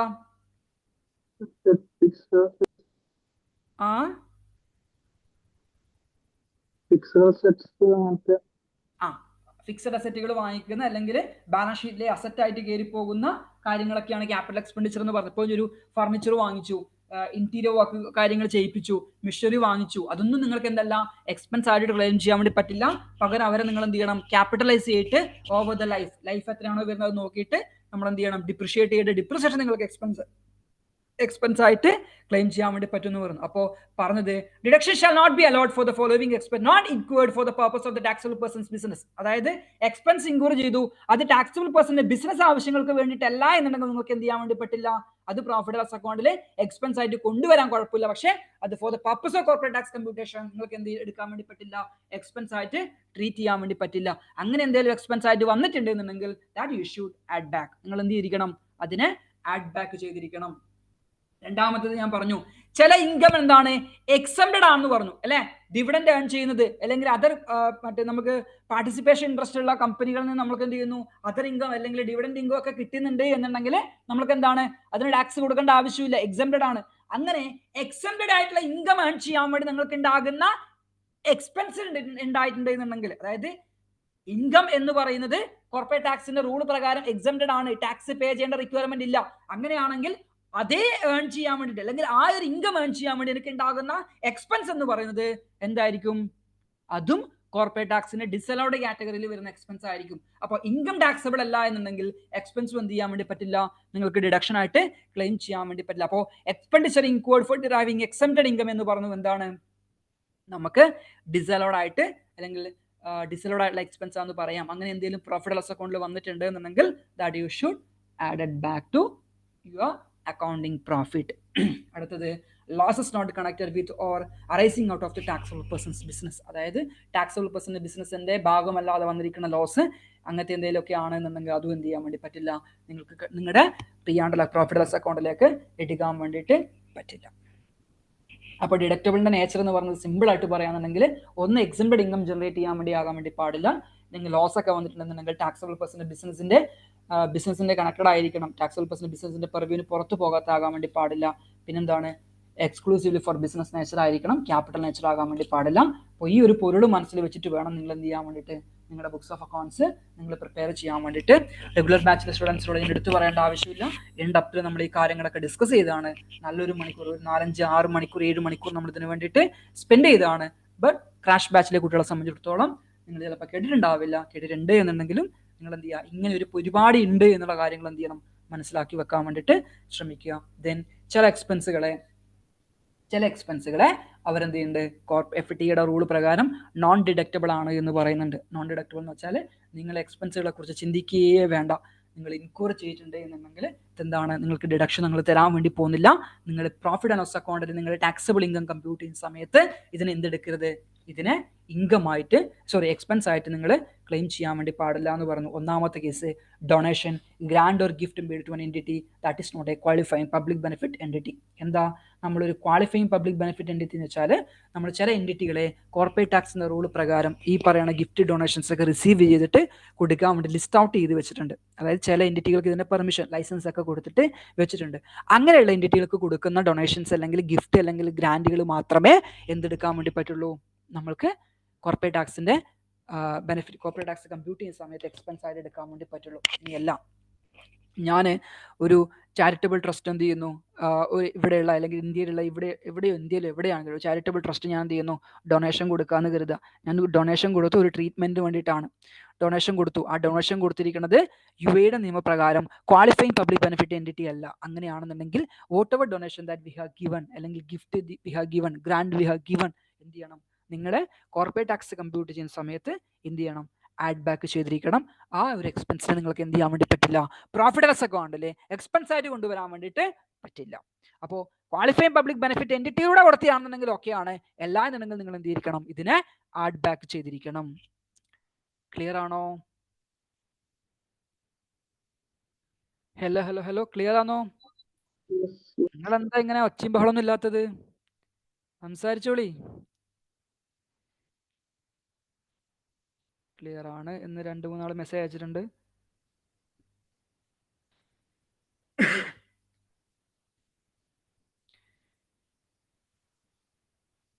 ഓക്കെ, അങ്ങനെയാണെങ്കിൽ അടുത്തതിലേക്ക് പോവാം. സോറി, രണ്ടാമത്തത് fines and penalties. FTA fines and പെനാൽറ്റികൾ. നമ്മുടെ കമ്പനിക്ക് ഫൈൻ എപ്പോൾ വരിക അല്ലെങ്കിൽ പെനാൽറ്റി എപ്പോൾ വരിക? നമ്മൾ ഏതെങ്കിലും റൂള് കംപ്ലൈ ചെയ്യാതിരിക്കുമ്പോഴല്ലേ വരിക. നമ്മൾ ലൈൻ ചെയ്യുന്ന ഇൻഡിക്കേറ്റർ ഇടാത്തോണ്ടല്ലേ നമുക്ക് ലൈൻ ചെയ്യുന്ന ഫൈൻ വരാറ്. അതെ, റെഡ് ക്രോസ് ചെയ്യുമ്പോഴേ നമുക്ക് അടുത്ത ഫൈൻ വരാറ്. അതെ, അപ്പൊ അങ്ങനെ ഏതെങ്കിലും ഒരു നിയമത്തിലുള്ള റൂളിനെ ബ്രീച്ച് ചെയ്യുന്ന സമയത്താണ് നമുക്ക് എന്ത് വരാറുള്ളത്, ഫൈൻസ് അല്ലെങ്കിൽ പെനാൽറ്റി വരാറുള്ളത്. അങ്ങനെ ഫൈന് പെനാൽറ്റി വന്നിട്ടുണ്ടെന്നുണ്ടെങ്കിൽ അർത്ഥം എന്താ, നിങ്ങളുടെ നെഗ്ലിജൻസ് കൊണ്ടല്ലേ. നിങ്ങളുടെ നെഗ്ലിജൻസ് കൊണ്ട് വന്നിരിക്കുന്ന ഫൈനുകൾ പെനാൽറ്റികൾ എന്ത് ചെയ്യാൻ വേണ്ടി പറ്റില്ല, കോർപ്പറേറ്റ് ടാക്സിലെ എക്സ്പെൻസ് ആയിട്ട് ട്രീറ്റ് ചെയ്യാൻ വേണ്ടി പറ്റില്ല. കോർപ്പറേറ്റ് ടാക്സിന്റെ എക്സ്പെൻസ് ആയിട്ട് എടുക്കാൻ വേണ്ടി പറ്റില്ല. ഫയൽ കമ്പ്യൂട്ട് ചെയ്യുന്ന കോർപ്പറേറ്റ് ടാക്സ് ലയബിലിറ്റി നിങ്ങൾ എന്ത് ചെയ്യണം, അതിനെ ആഡ് ബാക്ക് ചെയ്തിരിക്കണം. കാരണം എന്താ, ഇത് ആരുടെ മിസ്റ്റേക്കാ, നിങ്ങളുടെ മിസ്റ്റേക്കാ. നിങ്ങൾ ചെയ്തതിന് എന്തിനാ കോർപ്പറേറ്റ് ടാക്സിന് നിങ്ങൾക്ക് ബെനിഫിറ്റ് കിട്ടേണ്ടത്, അതും തരാൻ വേണ്ടി പറ്റില്ല. അപ്പൊ നാളെ നിങ്ങൾ റിപ്പീറ്റ് ചെയ്യാതിരിക്കാൻ വേണ്ടി FTA പറയാണ്, എന്താണ്, ഫൈനുകൾ പെനാൽറ്റികൾ എന്തെങ്കിലുമൊക്കെ ഉണ്ട് എന്നുണ്ടെങ്കിൽ നിങ്ങൾക്ക് എന്ത് ചെയ്യാൻ വേണ്ടി പറ്റില്ല, അത് എക്സ്പെൻസ് ആയിട്ട് ട്രീറ്റ് ചെയ്യാൻ വേണ്ടി പറ്റില്ല. That should B 100% add back ചെയ്തിരിക്കണം എന്ന് പറയുന്നു. Then bribes or other illicit payment, example bribe to government official for securing a contract, കൈക്കൂലിയോ അല്ലെങ്കിൽ വിത്തൗട്ട് ബില്ലൊക്കെ ആയിട്ട് നിങ്ങൾ എന്ത് ചെയ്യുന്നു, പേയ്മെന്റ് കൊടുക്കുന്നു. ആർക്കെയിലൊക്കെ കൊടുത്താലും ഗവൺമെന്റ് ഒഫീഷ്യൽസിനോ അല്ലെങ്കിൽ മറ്റുള്ള കമ്പനികൾക്ക് സ്റ്റാഫിനൊക്കെ നിങ്ങൾ എന്ത് ചെയ്യുന്നു, കൊടുക്കാന്ന് പേയ്മെന്റ് എമൗണ്ട് കൊടുക്കുന്നു. അണ്ടർ ദ ടേബിൾ കുറച്ച് ഡീൽ ചെയ്യുന്നുണ്ട്, നിങ്ങൾക്ക് ബിസിനസ് കിട്ടാൻ വേണ്ടിയിട്ടാണ്, സ്റ്റിൽ ബിസിനസ് കിട്ടാൻ വേണ്ടിയിട്ടാണ് എന്നുണ്ടെങ്കിലും അതെന്ത് എടുക്കാൻ വേണ്ടി പറ്റില്ല, അത് നിങ്ങൾക്ക് ഡിഡക്റ്റബിൾ എക്സ്പെൻസ് ആയിട്ട് കൊണ്ടുവരാൻ വേണ്ടിയിട്ട് പറ്റില്ല. ശ്രദ്ധിച്ച് കേൾക്കുക. പിന്നീട് പറഞ്ഞിരിക്കുന്നത് dividend profit distribution or benefits similar nature paid to owner of the taxable person. നിങ്ങൾ ഓണേഴ്സിന് ഡിവിഡൻഡ് ആയിട്ട് കൊടുക്കുന്നു, ഡിസ്ട്രിബ്യൂഷൻ ആയിട്ട് കൊടുക്കുന്നതാണെന്നുണ്ടെങ്കിൽ എന്ത് ചെയ്യാൻ വേണ്ടി പറ്റില്ല, dividend is N appropriation of profit ആണ്, അല്ലേ. പ്രോഫിറ്റ് ഡിവൈഡ് ചെയ്ത് കൊടുക്കുന്നതാണ്, അത് P&L അക്കൗണ്ടിൽ ഡിവിഡൻഡ് എക്സ്പെൻസ് ആയി നിങ്ങൾക്ക് എന്ത് ചെയ്യാൻ വേണ്ടി പറ്റില്ല, ഇടാൻ വേണ്ടി പറ്റില്ല. പകരം profit distribution paid to owner of the company ആണ് എന്ത് പറയുന്നത്, നമുക്ക് ഡിസലൗഡ്. നേരെ മറിച്ച് ഒരു കമ്പനി അവരുടെ ഷെയർ ഹോൾഡേഴ്സ് അല്ല, നമ്മുടെ എംപ്ലോയീസിന് എന്ത് ചെയ്യുന്നു, ഒരു നിശ്ചിത ശതമാനം ഡിവിഡൻഡ് കൊടുക്കുക എന്നുണ്ടെങ്കിൽ അതെന്താണ്, അത് അലോബിൾ എക്സ്പെൻസ് ആണ്. പക്ഷേ അവിടെ ഓണറിന് കൊടുക്കുന്ന എക്സ്പെൻസ് എന്ന് പറയുന്നത് എന്തല്ല, അലോബിൾ ആയിട്ടുള്ള എക്സ്പെൻസ് അല്ല, അത് നോൺ ഡിഡക്റ്റബിൾ ആയിട്ടുള്ള എക്സ്പെൻസ് ആണ്. അതിനെന്ത് ചെയ്യണം, നമ്മൾ തിരിച്ച് ആഡ് ബാക്ക് ചെയ്തിരിക്കണം എന്ന് പറയുന്നു. Then amount withdraw from the business by a natural person. Natural person എന്ത് ചെയ്യുന്നു, അവര് ബിസിനസ്സിൽ നിന്ന് എമൗണ്ട് വിഡ്രോ ചെയ്തു പോകുന്നു. അത് ക്യാപിറ്റൽ നേച്ചർ ആണ്, അതായത് കറണ്ട് അക്കൗണ്ടിലേക്കോ അല്ലെങ്കിൽ ഓണേഴ്സ് പേഴ്സൺ നേച്ചറിൽ വരേണ്ടതാണ്. അങ്ങനെയാണെന്നുണ്ടെങ്കിൽ എന്ത് ചെയ്യണം, അതിനെയും നമ്മൾ ആഡ് ബാക്ക് ചെയ്തിരിക്കണം. അത് നിങ്ങൾക്ക് എന്ത് ചെയ്യാൻ വേണ്ടി പറ്റില്ല, അത് നിങ്ങൾക്ക് എക്സ്പെൻസ് ആയിട്ട് ട്രീറ്റ് ചെയ്യാൻ വേണ്ടി പറ്റില്ല. ദെൻ കോർപ്പറേറ്റ് ടാക്സ് എന്ന് പറയുന്നത് നമ്മളെ സംബന്ധിച്ചുള്ള എക്സ്പെൻസ് ആണെന്നുണ്ടെങ്കിലും but for the purpose of computing the corporate ടാക്സിന്റെ ലയബിലിറ്റി കണ്ടുപിടിക്കാൻ വേണ്ടിയിട്ട് നിങ്ങൾ എന്ത് ചെയ്യാൻ വേണ്ടി പാടില്ല, കോർപ്പറേറ്റ് ടാക്സിനെ പിടിച്ചിട്ട് പ്രോഫിറ്റ് ലോസ് അക്കൗണ്ടിലേക്ക് എക്സ്പെൻസ് ആയിട്ട് ഇടാൻ വേണ്ടി പാടില്ല. പിന്നീട് പറഞ്ഞത് ഇൻപുട്ട് വാറ്റ് ഉണ്ടായി, എനിക്ക് എലിജിബിൾ ആയിരുന്നു, എന്റെ നെഗ്ലിജൻസ് കൊണ്ട് എന്ത് ചെയ്തില്ല, ഞാൻ ഇൻപുട്ട് വാറ്റ് ക്ലെയിം ചെയ്തില്ല. ഓക്കെ, അങ്ങനെ ക്ലെയിം ചെയ്യാൻ പറ്റാത്തത് ആരുടെ പ്രശ്നം കൊണ്ടാ, എന്റെ പ്രശ്നം കൊണ്ടാ. അങ്ങനെയാണെങ്കിൽ എന്ത് ചെയ്യാൻ വേണ്ടി പറ്റില്ല, നമ്മൾ സാധാരണ എപ്പോൾ ഇൻപുട്ട് വാറ്റ് ക്ലെയിം ചെയ്യാതിരിക്കാം, TRN ഒന്നും കറക്റ്റ് ആയിട്ട് മെൻഷൻ ചെയ്യാതെ നമുക്ക് ബില്ല് കിട്ടുമ്പോൾ നമ്മൾ ക്ലെയിം ചെയ്യാറുണ്ടോ? ഇല്ല. ലേറ്റ് ആയിട്ട് നമുക്ക് വരും 6 മാസത്തിനപ്പുറത്തേക്കൊക്കെ നമുക്കൊരു ഇൻപുട്ടിന്റെ ബില്ല് വന്നിട്ടുണ്ടെങ്കിൽ നമ്മൾ ക്ലെയിം ചെയ്യാറുണ്ടോ? ഇല്ല. അപ്പൊ അങ്ങനെയുള്ള കേസിലൊക്കെ ആണെന്നുണ്ടെങ്കിൽ ആ ഇൻപുട്ട് നമുക്ക് എന്ത് ചെയ്യാൻ വേണ്ടി പാടില്ല, പ്രോഫിറ്റ് ലോസ് അക്കൗണ്ടിൽ എക്സ്പെൻസ് ആയിട്ട് വരാൻ വേണ്ടി പാടില്ല. അതിനെ എന്ത് ചെയ്യണം, അതിനെ four the purpose of computing the corporate tax നമ്മൾ ഡിസലോ ചെയ്തിരിക്കണം. കാരണം ഇത് നിങ്ങൾക്ക് വാറ്റ് ക്ലെയിം ചെയ്യാൻ പറ്റുമായിരുന്നു, നിങ്ങൾ ക്ലെയിം ചെയ്യാത്തതുകൊണ്ടല്ലേ. അങ്ങനെ ക്ലെയിം ചെയ്യാത്തതുകൊണ്ടാകുമ്പോൾ അത് നിങ്ങളുടെ നെഗ്ലിജൻസ് ആണ്. അതിന് നിങ്ങൾക്ക് എന്ത് ചെയ്യാൻ വേണ്ടി പറ്റില്ല, എക്സ്പെൻസ് ആയിട്ട് ട്രീറ്റ് ചെയ്യാൻ വേണ്ടിയിട്ട് പറ്റില്ല. Then tax on income paid or payable outside the state, അതായത് നമ്മൾ പുറത്ത് എന്തെങ്കിലും ടാക്സ് പേ ചെയ്തിട്ടുണ്ടെങ്കിൽ, ഫോറിൻ ടാക്സ് എന്തെങ്കിലും പേ ചെയ്തിട്ടുണ്ടെങ്കിൽ അത് എക്സ്പെൻസ് ആയിട്ട് കൊണ്ടുവരുന്നത് പകരം നിങ്ങൾക്ക് എന്താണ്, ഫോറിൻ ടാക്സ് പെയ്ഡ് എന്ന് പറയുന്ന ഒരു ക്രെഡിറ്റ് നിങ്ങൾക്കുണ്ട്. നെറ്റ് ടാക്സ് ലയബിലിറ്റിനകത്ത് എന്ത് ചെയ്യാം, നിങ്ങൾക്ക് അത് റിഡ്യൂസ് ചെയ്യാം. പക്ഷേ എന്ത് ചെയ്യാൻ വേണ്ടി പാടില്ല, അതിനെ എക്സ്പെൻസ് ആയിട്ട് നിങ്ങൾക്ക് ട്രീറ്റ് ചെയ്യാൻ വേണ്ടിയിട്ട് പാടില്ല. പിന്നീട് ചില എക്സ്പെൻസുകൾ നമ്മൾ എന്താണ് സ്പെസിഫിക് ആയിട്ട് പറയുന്നുണ്ട്. ആ സ്പെസിഫിക് ആയിട്ട് പറയുന്നതാണ് entertainment expenditure paid to shareholder, customers, suppliers and other business partners. ആർക്കല്ല, എംപ്ലോയീസിന് ഇതിനകത്ത് കൊണ്ടുവന്നിട്ടില്ല.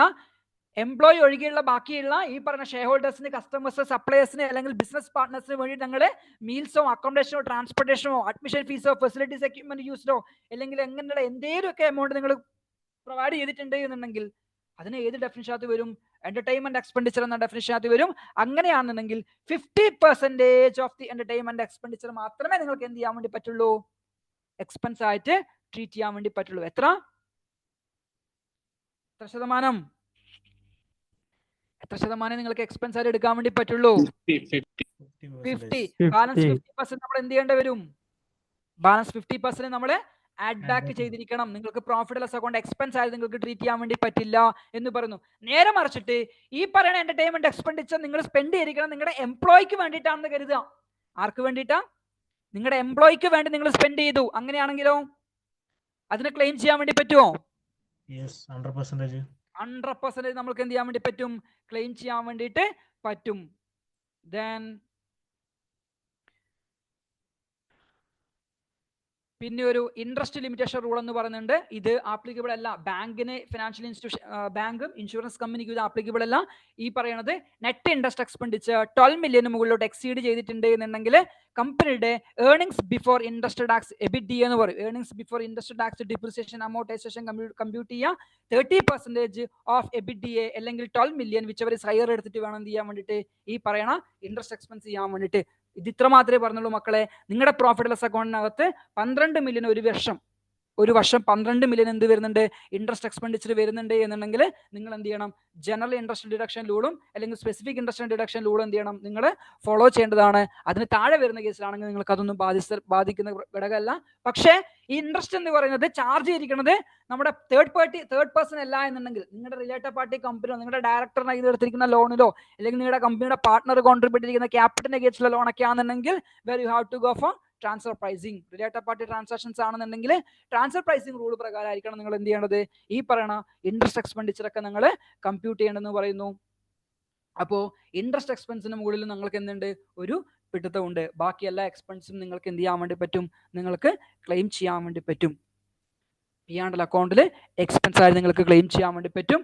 ആ എക്സ്പെൻസുകൾ നിങ്ങൾക്ക് എന്ത് ചെയ്യാം, അത് കിഴിച്ചിട്ടുള്ള ബാക്കി വരുന്ന നെറ്റ് പ്രോഫിറ്റിന് മാത്രം നിങ്ങൾ ടാക്സ് കൊടുത്താൽ മതിയാവും. അപ്പോൾ ഒന്നുകൂടി നമ്മൾ റിവൈസ് ചെയ്ത് പറയുമ്പോൾ നമുക്ക് ഇങ്ങനെ പറയാം, ഏതൊക്കെ എക്സ്പെൻസുകളാണ് പൊതുവെ എക്സ്പെൻസുകൾ നിങ്ങൾക്ക് എക്സ്പെൻസ് ആയിട്ട് ക്ലെയിം ചെയ്യണമെന്നുണ്ടെങ്കിൽ for the purpose of computing the corporate tax liability expense ആയിട്ട് ക്ലെയിം ചെയ്യുന്നുണ്ടെങ്കിൽ that should be wholly and exclusively for the purpose of tax person, ബിസിനസ്സിന് വേണ്ടിയിട്ടുള്ളതായിരിക്കണം. രണ്ടാമത്തത് ക്യാപിറ്റൽ നേച്ചർ ആകാൻ വേണ്ടി പാടില്ല, പേഴ്സണൽ നേച്ചർ ആകാൻ വേണ്ടി പാടില്ല.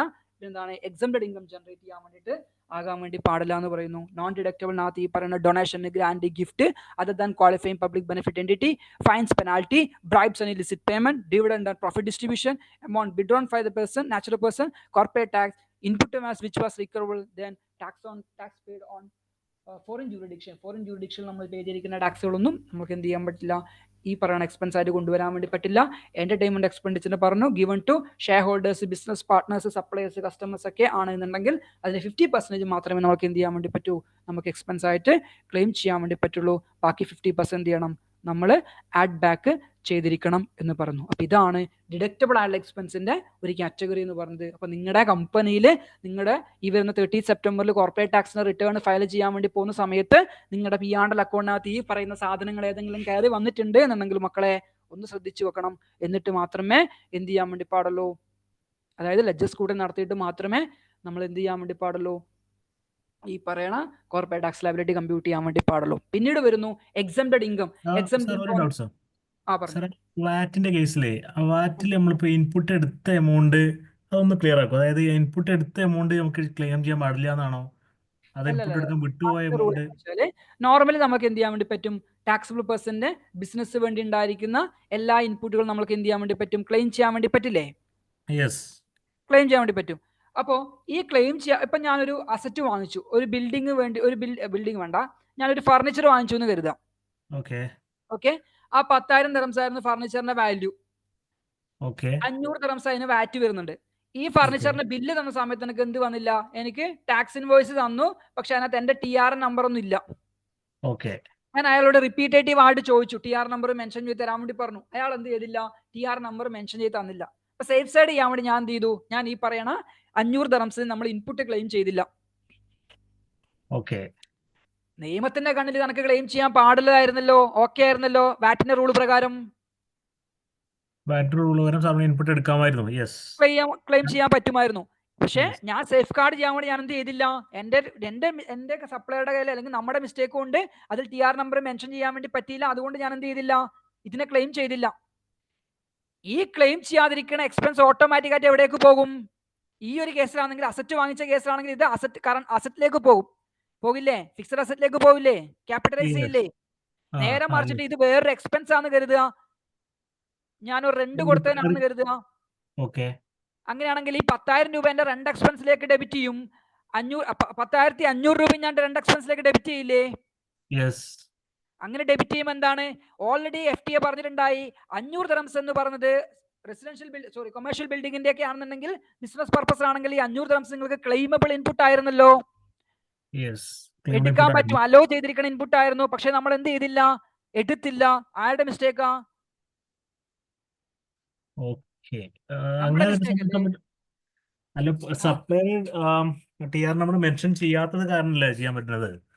നമ്മുടെ നെഗ്ലിജൻസ് അല്ലേ? നമ്മൾ അവരോട് പറഞ്ഞു വാങ്ങിച്ചിരിക്കേണ്ട ആരുടെ റെസ്പോൺസിബിലിറ്റി? FTAയുടെ റെസ്പോൺസിബിലിറ്റി അല്ലല്ലോ. അപ്പോ അതായത് എന്തെങ്കിലും ടെക്നിക്കൽ ഇഷ്യൂ അല്ലെങ്കിൽ ഡോക്യുമെന്റ് നോൺ കംപ്ലയൻസോ പ്രകാരം വരുന്ന ഇൻപുട്ടുകൾ ക്ലെയിം ചെയ്യാൻ വിടാൻ പറ്റാത്ത കേസ് ഉണ്ടെങ്കിൽ അത് നമ്മൾ പ്രോഫിറ്റ് ലോസ് റൈറ്റ് ഓഫ് ചെയ്ത് കഴിഞ്ഞു കഴിഞ്ഞാൽ അത് ക്ലെയിം ചെയ്യാൻ കഴിയില്ല എന്നാണ് റൂൾ. സിമ്പിൾ ആയിട്ട്. ക്ലിയർ അല്ലേ? ഓക്കെ. ദെൻ അപ്പോൾ ഈ പറയുന്ന എക്സ്പെൻസിന്റെ കേസുകൾ നോക്കുക. ദെൻ കുറെ എക്സംപ്റ്റഡ് ആയിട്ടുള്ള ഇൻകം ഉണ്ട്. അതായത് റെസിഡന്റ് കമ്പനിയിൽ നിന്ന് കിട്ടിയിരിക്കുന്ന നമ്മൾക്ക് ഡിവിഡൻഡ് എന്ന് പറയുന്നത് എക്സംപ്റ്റഡ് ഇൻകം ആണ്.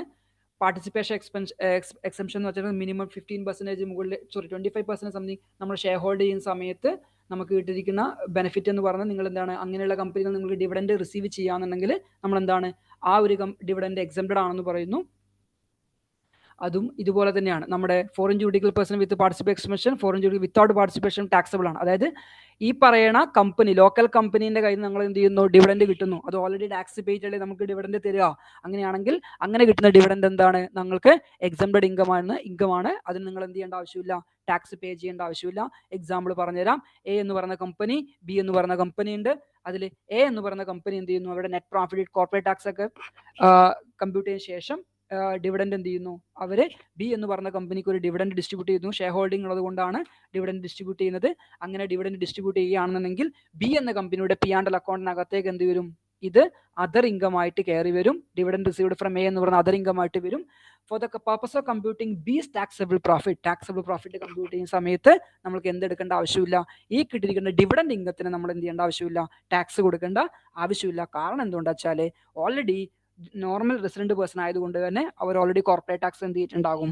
കോർപ്പറേറ്റ് ടാക്സിൽ ഡിവിഡൻഡിനെ അഗേൻസ്റ്റുള്ള ടാക്സ് ഓൾറെഡി പേ ചെയ്തതാണ്. ഡബിൾ ടാക്സേഷൻ ഒഴിവാക്കാൻ വേണ്ടി അവർ പറയാണ്. അങ്ങനെയാണെന്നുണ്ടെങ്കിൽ ആരാണോ റിസീവ് ചെയ്തിരിക്കുന്നത് ആ റിസീവ് ചെയ്യുന്ന കമ്പനി എന്ത് ചെയ്യേണ്ട ആവശ്യമില്ല? രണ്ടാമത് പോയിട്ട് കോർപ്പറേറ്റ് ടാക്സ് പേ ചെയ്യേണ്ട. ആ ഡിവിഡൻഡ് ഇൻകം എക്സംപ്റ്റഡ് ഇൻകം ആയിട്ട് നമുക്ക് കൺസിഡർ ചെയ്യാൻ വേണ്ടിയിട്ട് പറ്റും. രണ്ടാമത്തെ കേസിൽ ഡിവിഡൻഡ് കിട്ടിയിരിക്കുന്നത് ഫോറിൻ കമ്പനിയിൽ നിന്നാണ്, പക്ഷേ പാർട്ടിസിപ്പേഷൻ ഷെയർ ഹോൾഡിംഗ് കൊണ്ട് കിട്ടിയിരിക്കുന്ന ഡിവിഡൻഡ് ആണ് എന്നുണ്ടെങ്കിൽ ആ ഒരു കേസിലും എന്താണ്? നമുക്ക് എക്സംപ്റ്റഡ് ആണ്. നേരെ മറിച്ചിട്ട് ഡിവിഡൻഡ് നമുക്ക് കിട്ടി ഫ്രം എ ഫോറിൻ ജൂറിഡിക്കൽ പേഴ്സൺ, പുറത്തുള്ള ഒരു കമ്പനിയിൽ നിന്നായി നമുക്ക് എന്ത് ചെയ്യേണ്ടി? ഡിവിഡൻഡ് കിട്ടിയിട്ടുണ്ട് എന്നുണ്ടെങ്കിൽ നോർമൽ കേസിൽ വിത്തൗട്ട് പാർട്ടിസിപ്പേഷൻ എക്സംഷൻ ആണെന്നുണ്ടെങ്കിൽ നമുക്ക് എന്ത് ചെയ്യണം? നമ്മൾ അതിന് കോർപ്പറേറ്റ് ടാക്സ് പേ ചെയ്യേണ്ടി വരും. ഇതേപോലെ തന്നെയാണ് ക്യാപിറ്റൽ ഗെയിൻ്റെ കേസിൽ. ക്യാപിറ്റൽ ഗെയിൻ നമുക്ക് റിസീവ് ചെയ്തു, റെസിഡന്റ് പേഴ്സൺ ആണെങ്കിൽ ടാക്സബിൾ ആണ്, നോൺ റെസിഡന്റ് പേഴ്സൺ ആണെങ്കിൽ ടാക്സബിൾ ആണ്. പക്ഷേ ഫ്രം എ പാർട്ടിസിപ്പേഷൻ ഉണ്ട്, റെസിഡന്റ് ആണെങ്കിൽ ഫോറിൻ ടാക്സബിൾ പേഴ്സന്റെ കയ്യിൽ നിന്ന് നമുക്ക് കിട്ടുന്നു due to the shareholding ഉള്ളത് കൊണ്ടാണെന്നുണ്ടെങ്കിൽ അതെന്താണ്, അത് എക്സംപ്റ്റഡ് ഇൻകം ആയിട്ട് മാറും. അപ്പോൾ ഈ പറയുന്ന ഡിവിഡൻഡ് ഇൻകം അല്ലെങ്കിൽ ക്യാപിറ്റൽ ഗെയിൻ ഉണ്ട് എന്നുണ്ടെങ്കിൽ, എക്സംപ്റ്റഡ് ആയിട്ടുള്ള കാറ്റഗറിയിൽ വരുന്നുണ്ട് എന്നുണ്ടെങ്കിൽ, നിങ്ങളുടെ അത് പ്രോഫിറ്റ് ആൻഡ് ലോസ് അക്കൗണ്ടിൽ നിങ്ങളുടെ ഇൻകം ആയിട്ട് ക്രെഡിറ്റ് സൈഡിൽ വന്നിട്ടുണ്ട്, ഓൾറെഡി റെക്കഗ്നൈസ് ചെയ്തിട്ടുണ്ടെന്നുണ്ടെങ്കിൽ for the purpose of computing corporate tax നമുക്ക് എന്ത് ചെയ്യാൻ വേണ്ടി പറ്റും, ആ ഇൻകത്തെ റെഡ്യൂസ് ചെയ്യാൻ വേണ്ടിയിട്ട് പറ്റും. ക്ലിയർ ആണോ? ക്ലിയർ ആണ് എന്ന് പറയുന്നു. ജസ്റ്റ് ഒരു 1 മിനിറ്റ് ബ്രേക്ക്, സൗണ്ട് ഒക്കെ ഒന്ന് മാറി. ജസ്റ്റ് നമുക്ക് എന്ത് ചെയ്യാം, 1 മിനിറ്റിന് ശേഷം നമുക്ക് കണ്ടിന്യൂ ചെയ്യാം. ആര് ക്ലാസ്സിനകത്ത് എക്സിറ്റ് ചെയ്ത് പോകേണ്ട ആവശ്യമില്ല, ക്ലാസ്സിൽ തന്നെ തുടരാം കേട്ടോ.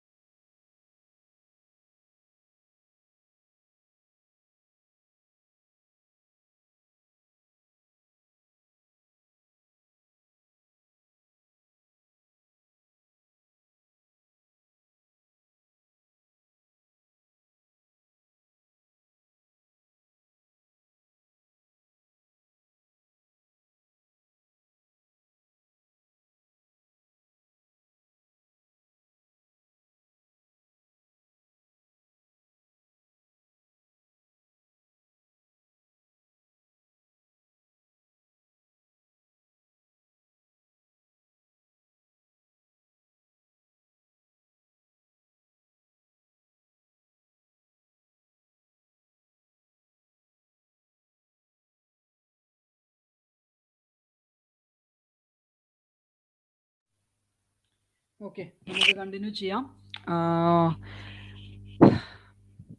ഓക്കെ, നമുക്ക് ഇനി നോക്കാൻ വേണ്ടി പോകുന്നത് ട്രാൻസ്ഫർ പ്രൈസിങ് എന്ന് പറഞ്ഞതാണ്. ട്രാൻസ്ഫർ പ്രൈസിങ്ങിനകത്ത് 5 മെത്തേഡുകളെ കുറിച്ച് പറയുന്നുണ്ട്. എന്താ ട്രാൻസ്ഫർ പ്രൈസിങ് എന്ന് സിമ്പിളായിട്ട് ഞാൻ പറഞ്ഞുതരാം. സിമ്പിളായിട്ട് പറയാന്നുണ്ടെങ്കിൽ, ഇപ്പം നിങ്ങളൊരു ബിസിനസ് ഇന്ത്യയിൽ തുടങ്ങിയെന്ന് കരുതുക. നിങ്ങൾ, ഹലോ എല്ലാവരും ക്ലാസ്സിലില്ലേ? ഞാൻ തുടങ്ങി, നിങ്ങൾ കേൾക്കണില്ലേ? Hello hello hello. ഓക്കെ, ഞാൻ പെട്ടെന്ന് പറഞ്ഞു പോയി നിങ്ങളുടെ കാര്യം. ഓക്കെ, സ്ക്രീന് കാണാൻ വേണ്ടി പറ്റുന്നുണ്ടോ? ഇല്ല. ഇപ്പൊ കാണാൻ വേണ്ടി പറ്റുന്നുണ്ടോ? സ്ക്രീന് കാണാൻ വേണ്ടി പറ്റുന്നുണ്ടോ? Hello, yes. അപ്പോൾ ഈ റിലേറ്റഡ് പാർട്ടി കമ്പനികളൊക്കെ ഇപ്പോൾ എയും ബിയും എന്ന് പറയുന്ന, ഇപ്പൊ ബിബിൻ എന്ന് പറയുന്ന വ്യക്തിക്ക് എന്തുണ്ട്, ഞാൻ എന്ന് പറയുന്ന വ്യക്തിക്ക് എ എന്ന് പറയുന്ന കമ്പനി, ബി എന്ന് പറയുന്ന കമ്പനി ഉണ്ട് എന്ന് കരുതുക. അങ്ങനെയാണെങ്കിൽ ഈ പറയണ എ എന്ന് പറയുന്ന കമ്പനിയുടെ ഓണറും ബിബിനാണ്, ബി എന്ന് പറയുന്ന കമ്പനിയുടെ ഓണറും ബിബിനാണ്. എ ടു ബി എന്ത് ചെയ്യുന്നു, ട്രാൻസാക്ഷൻസ് നടത്തുന്നത് കരുതുക. അതായത് എ എന്ന് പറയുന്ന കമ്പനി ബി എന്ന് പറയുന്ന കമ്പനിയിലേക്ക് ഒരു പ്രൊഡക്റ്റ് എന്ത് ചെയ്യുന്നു, സെല് ചെയ്യുന്നു. അങ്ങനെ സെല് ചെയ്യുമ്പോൾ ഈ പ്രൈസ് കൺട്രോൾ ചെയ്യാനുള്ള അല്ലെങ്കിൽ ഇൻഫ്ലുവൻസ് ചെയ്യാനുള്ള, പ്രൈസ് തീരുമാനിക്കാനും ഇൻഫ്ലുവൻസ് ചെയ്യാനുള്ള കപ്പാസിറ്റി ആർക്കുണ്ട്, ബി എന്ന് പറയുന്ന കോമൺ വ്യക്തിക്കുണ്ട്, അല്ലേ? അപ്പൊ ഇത്തരത്തില് റിലേറ്റഡ് പാർട്ടികൾ തമ്മിൽ അല്ലെങ്കിൽ കൺട്രോൾഡ് ട്രാൻസാക്ഷൻസ് ഒക്കെ സംഭവിക്കുമ്പോൾ, റിലേറ്റഡ് പാർട്ടികൾ തമ്മിൽ ഇങ്ങനെ ട്രാൻസാക്ഷൻസ് സംഭവിക്കുമ്പോൾ നമ്മൾ പറയുന്നുണ്ട്, അല്ലെങ്കിൽ ജനറൽ പ്രാക്ടീസ് എന്ന് പറയുന്നത് നമ്മൾ OECD ഗൈഡ്ലൈൻസ് പ്രകാരം ട്രാൻസ്ഫർ പ്രൈസിങ്ങിന്റെ റൂൾ എന്ത് ചെയ്യണം, നമ്മൾ ഫോളോ ചെയ്യേണ്ടതുണ്ട്. അപ്പൊ എന്താ ട്രാൻസ്ഫർ പ്രൈസിംഗ് എന്ന് വെച്ചാൽ, ചില മെത്തേഡുകൾ എന്ത് ചെയ്യുന്നുണ്ട്, സിമ്പിൾ ആയിട്ട് പറഞ്ഞാൽ നിങ്ങൾ എന്ത് ചെയ്യണം, നിങ്ങൾ ഇങ്ങനെ റിലേറ്റഡ് പാർട്ടികൾ തമ്മിൽ ട്രാൻസാക്ട് ചെയ്യുന്ന സമയത്ത് നിങ്ങൾ എന്ത് ചെയ്യണം, മാർക്കറ്റ് റേറ്റ് ഫോളോ ചെയ്യണം എന്നാണ് പറഞ്ഞിരിക്കുന്നത്. അതായത് ഒരു കമ്പനിയുടെ പ്രോഫിറ്റ് കുറക്കാൻ വേണ്ടിയിട്ടോ അല്ലെങ്കിൽ മറ്റൊരു കമ്പനിയുടെ പ്രോഫിറ്റ് കൂട്ടി കാണിക്കാൻ വേണ്ടിയിട്ടോ നിങ്ങൾ എന്ത് ചെയ്യാൻ വേണ്ടി പാടില്ല, പ്രൈസിന് ഇൻക്രീസോ ഡിക്രീസോ ചെയ്യാൻ വേണ്ടി പാടില്ല. അതായത് പ്രൈസിനെ നിങ്ങളുടെ ആ കൺട്രോളിംഗ് പവർ ഇൻഫ്ലുവൻസ് ചെയ്യാൻ വേണ്ടി പാടില്ല എന്ന് പറയുന്നുണ്ട്. അപ്പോൾ അങ്ങനെ ഒരു സ്റ്റാൻഡർഡൈസ് ചെയ്ത് കൊണ്ടുവരാൻ വേണ്ടിയിട്ട് ഇതിൻ്റെയൊക്കെ നോർമൽ എഫക്റ്റ് വരുന്നത് വിത്തിൻ യു എയിലുള്ള കമ്പനികളാണെങ്കിൽ അത്ര എഫക്ട്സ് കാര്യങ്ങളൊന്നും ഉണ്ടാവില്ല. പക്ഷേ ഒരു കമ്പനി ഇന്ത്യയിലും ഒരു കമ്പനി യു എയിലാണെന്ന് കരുതുക. ഇപ്പോൾ 2023 മുൻപ് യു എയിൽ എന്തുണ്ടായിരുന്നില്ല? കോർപ്പറേറ്റ് ടാക്സ് ഇല്ല. അതായത് പ്രോഫിറ്റ് ഏൺ ചെയ്യുന്നുണ്ടെങ്കിൽ നമ്മൾ എന്ത് കൊടുക്കേണ്ട ആവശ്യമില്ല, ഇവിടെ ഇൻകം ടാക്സ് പേ ചെയ്യേണ്ട ആവശ്യം ഉണ്ടായിരുന്നില്ല, കോർപ്പറേറ്റ് ടാക്സ് ഉണ്ടായിരുന്നില്ലല്ലോ. അപ്പോൾ ഇന്ത്യയിൽ ഒരു കമ്പനിയാണെന്ന് കരുതുക. എൻ്റെ ഇന്ത്യയിൽ ഒരു കമ്പനി ഉണ്ട്, ആ ഇന്ത്യയിലെ കമ്പനി ഉണ്ട്, യു എയിൽ ഒരു കമ്പനി ഉണ്ട്, എൻ്റെ കസ്റ്റമേഴ്സ് ഒക്കെ യു എയിലാണെന്ന് കരുതുക. നോർമലി ഞാൻ ഇന്ത്യയിൽ ബിസിനസ് ചെയ്യാന്നുണ്ടെങ്കിൽ, അല്ലെങ്കിൽ ഇന്ത്യയിൽ നിന്ന് സാധനം എക്സ്പോർട്ട് ചെയ്തിട്ട് ഇന്ത്യയിൽ നിന്ന് ആ സാധനം യു എയിലേക്ക് എക്സ്പോർട്ട് ചെയ്യുന്നു, എൻ്റെ കസ്റ്റമറിൽ നിന്ന് ഫുൾ എമൗണ്ട് വാങ്ങിക്കുകയാണെങ്കിൽ അതിന്റെ മാർക്കറ്റ് വാല്യൂ എന്ന് പറഞ്ഞ ഒരു പ്രോഡക്റ്റ് 200 രൂപയാണ് എന്നുണ്ടെങ്കിൽ ആ 200 രൂപ എൻ്റെ എന്ത് വരും? റവന്യൂ ആയിട്ട് വരും. ലെറ്റ്സ് എൻ്റെ കോസ്റ്റ് ഓഫ് പ്രൊഡക്ഷൻ, ആ ഒരു പെർട്ടിക്കുലർ മെറ്റീരിയൽ മാനുഫാക്ചർ ചെയ്യാൻ വേണ്ടിയുള്ള കോസ്റ്റ് എന്ന് പറയുന്നത് 100 രൂപയാണെന്നുണ്ടെങ്കിൽ എൻ്റെ പ്രോഫിറ്റ് എത്രയായിട്ട് വരും? എൻ്റെ പ്രോഫിറ്റ് 100 ദിർഹംസ് ആയിട്ട് വരും അല്ലേ? എനിക്ക് യു എയിൽ എസ്റ്റാബ്ലിഷ്മെന്റ് കാര്യങ്ങളൊന്നും ഇല്ല. നോർമൽ കേസിലാണെന്നുണ്ടെങ്കിൽ ഞാൻ ഒരു പ്രൊഡക്റ്റ് മാനുഫാക്ചർ ചെയ്യുന്നു, ആ ഒരു പ്രൊഡക്റ്റ് മാനുഫാക്ചർ ചെയ്യാൻ വേണ്ടി എനിക്ക് വന്നിരിക്കുന്ന കോസ്റ്റ് എന്ന് പറയുന്നത് 100 ദിർഹംസ് ആണ്. ആ ഒരു 100 ദിർഹംസ് കോസ്റ്റ് ഉള്ള പ്രൊഡക്റ്റ് ഞാൻ മാനുഫാക്ചർ ചെയ്തിട്ട് എൻ്റെ അൾട്ടിമേറ്റ് കസ്റ്റമേഴ്സ് ഉള്ള യു എയിൽ ടാക്സ് ഇല്ലാത്ത യു എ എന്ന് പറയുന്ന രാജ്യത്തിലേക്ക് ഞാൻ അത് എക്സ്പോർട്ട് ചെയ്യുന്നു. അങ്ങനെ എക്സ്പോർട്ട് ചെയ്യുമ്പോൾ ഒരു പ്രോഡക്റ്റിന്റെ മുകളിൽ എനിക്ക് 200 രൂപയുടെ സെയിൽസ് റവന്യൂ കിട്ടുന്നുണ്ട്. ആ 200 റവന്യൂയുടെ മുകളിൽ റവന്യൂ ക്രിയേറ്റ് ചെയ്യാൻ വേണ്ടി എനിക്ക് ഉണ്ടാകുന്ന കോസ്റ്റ് എന്ന് പറയുന്നത് 100 രൂപയാണ്. അപ്പോൾ 100 രൂപ കഴിച്ചു കഴിയുമ്പോൾ ബാക്കി പ്രോഫിറ്റ് എത്ര വരും? 100 റുപ്പീസ് വരും. അതിന് ഞാൻ എന്ത് ചെയ്യേണ്ടി വരും? ഇൻകം ടാക്സ് എവിടെ കൊടുക്കേണ്ടി വരും? ഇന്ത്യയിൽ കൊടുക്കേണ്ടി വരും. അപ്പോൾ ഇന്ത്യയിൽ ഇൻകം ടാക്സ് കൊടുക്കാതിരിക്കാൻ വേണ്ടി ഞാനൊരു എളുപ്പ വഴി കണ്ടുപിടിച്ചു. ആ എളുപ്പ വഴി എന്ന് പറയുന്നത്, ഈ പറയുന്ന വിപിൻ എന്ന് പറയുന്ന വ്യക്തി യു എയിൽ വന്നിട്ട് എന്ത് ചെയ്യുന്നു? ഒരു എൻറ്റിറ്റി സെറ്റപ്പ് ചെയ്യും, ഒരു പേപ്പർ കമ്പനി എസ്റ്റാബ്ലിഷ് ചെയ്യും. എന്നിട്ട് എന്ത് ചെയ്യുന്നു? ഈ പറയുന്ന പെർട്ടിക്കുലർ പ്രൊഡക്റ്റ് ഞാൻ എന്ത് ചെയ്യുന്നു? യു എയിലെ കമ്പനിക്ക് 100 ദിർഹത്തിന് ഞാൻ ഇങ്ങോട്ട് ട്രാൻസ്ഫർ ചെയ്യും. അതായത് 100 രൂപക്ക് ഞാൻ എന്ത് ചെയ്യുന്നു? ആ ഒരു പെർട്ടിക്കുലർ പ്രൊഡക്റ്റ് യു എയിലേക്ക് കൊണ്ടുവരും. യു എയിലേക്ക് കൊണ്ടുവന്നിട്ട് യു എയിൽ അതിന്റെ 200 ദിർഹംസിന്റെ റവന്യൂ ഞാൻ റെക്കഗ്നൈസ് ചെയ്യും. സെയിൽസ് എത്ര യു എയിലെ കമ്പനിയിൽ നിന്ന് സെയിൽ എത്ര കാണിക്കും? 200 കാണിക്കും. കോസ്റ്റ് എത്രയാണ്? 100 ദിർഹംസ് കോസ്റ്റ്. ബാക്കി 100 രൂപ എന്താണ്? പ്രോഫിറ്റ് ആണ്. ആ പ്രോഫിറ്റ് ഞാൻ യു എയിലേക്ക് ഷിഫ്റ്റ് ചെയ്തപ്പോ, അല്ലെങ്കിൽ ഇവിടെ ഞാൻ 200 രൂപ എന്നുള്ള സെയിൽസ് പ്രൈസ് 100 രൂപ എന്ന് പറയുന്ന സെയിൽസ് റിലേറ്റഡ് പാർട്ടി കമ്പനിക്ക് വിൽക്കുമ്പോൾ 100 രൂപ സെയിൽസ് പ്രൈസ് ആയപ്പോൾ ഇവിടെ എത്രയായി? ടാക്സബിൾ പ്രോഫിറ്റ് 0 ആയി. ആ ഒരു 100 രൂപ ഇന്ത്യ ഗവൺമെന്റിന് കിട്ടേണ്ടിയിരുന്ന 100 രൂപ പ്രോഫിറ്റ് എന്ന് പറയുന്ന എമൗണ്ട് ടാക്സ് ഇല്ലാത്ത ടാക്സ് ഹെവൻ ആയിരിക്കണം, 0% ടാക്സ് പേ ചെയ്യേണ്ട യു എ എന്ന് പറയുന്ന രാജ്യത്തേക്ക് ഞാൻ എന്ത് ചെയ്തു? ഷിഫ്റ്റ് ചെയ്തു. അങ്ങനെ ഷിഫ്റ്റ് ചെയ്യാൻ വേണ്ടി ഞാൻ ഒരു paper company, shell company use ചെയ്യുകയും ചെയ്തു. അങ്ങനെ ചെയ്യുമ്പോൾ ഓട്ടോമാറ്റിക്കായിട്ട് ഈ പറയുന്ന ഇൻകം ടാക്സ് ഉള്ള രാജ്യങ്ങളൊക്കെ എന്ത് പറയും? പ്രശ്നമാക്കില്ലേ? പ്രശ്നമാക്കില്ലേ?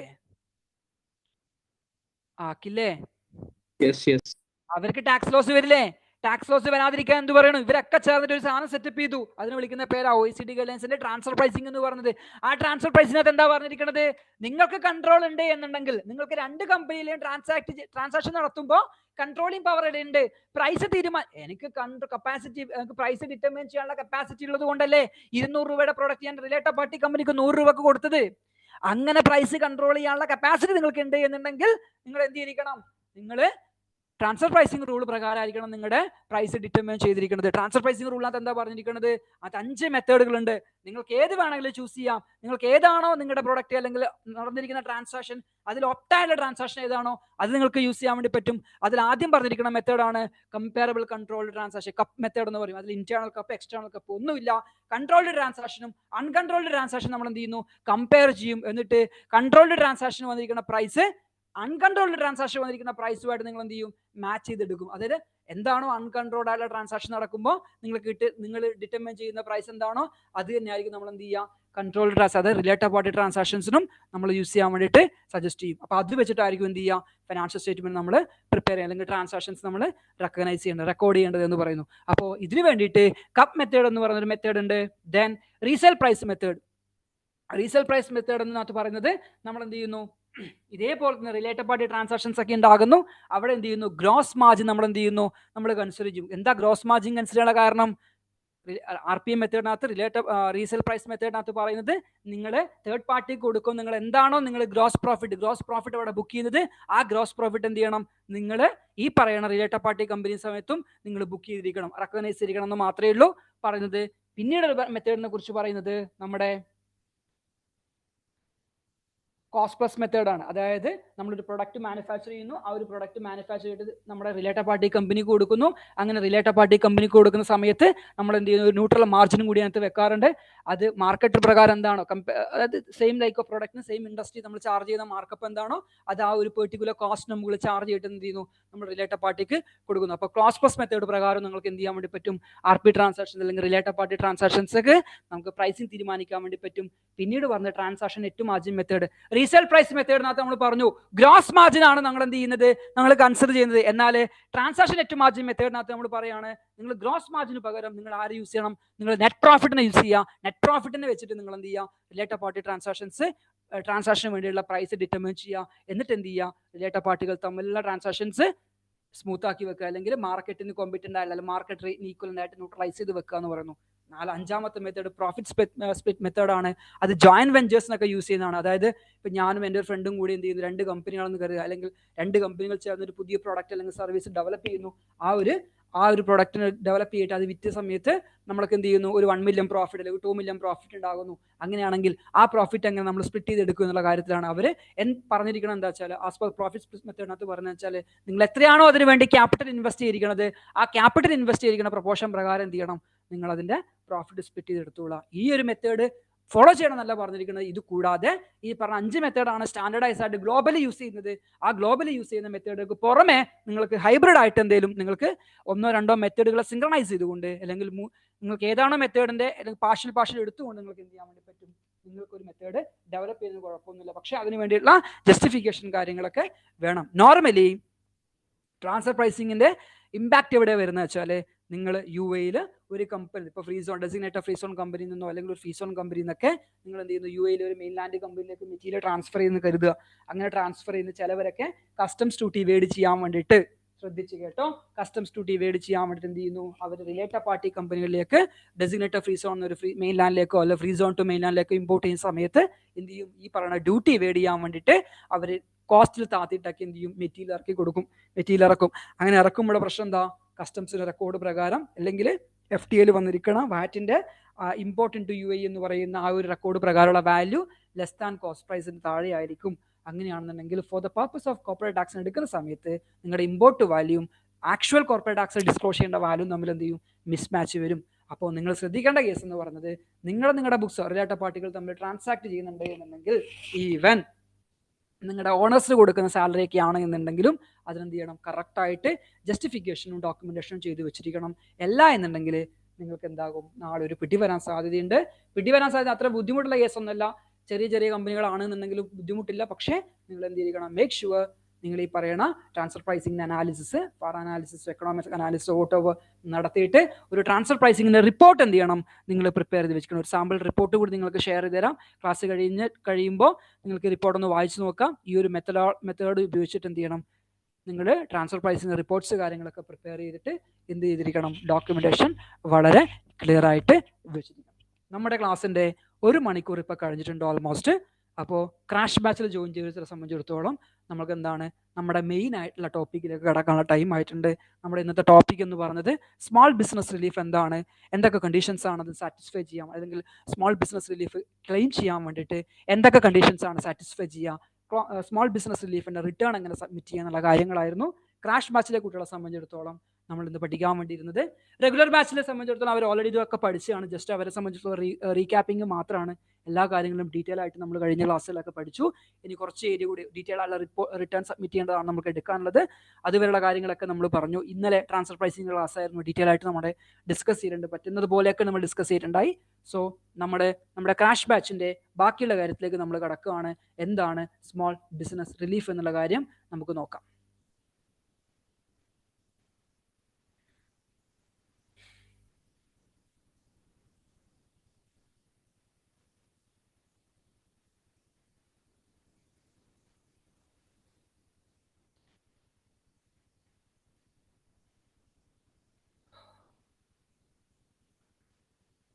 ഓക്കെ, സ്മോൾ ബിസിനസ് റിലീഫ് എന്ന് പറയുന്നത് ചെറിയ സ്ഥാപനങ്ങളെ സംബന്ധിച്ചിടത്തോളം 3 മില്യന് താഴെ, ശ്രദ്ധിച്ച് കേൾക്കണേ, 3 മില്യന് താഴെ ടേൺ ഓവറുള്ള കമ്പനികൾക്ക് ഈ പറയുന്ന കോർപ്പറേറ്റ് ടാക്സിന്റെ ലയബിലിറ്റി ബേർഡൻ എന്ന് പറയുന്നത് വലിയൊരു ലയബിലിറ്റി തന്നെ അല്ലേ.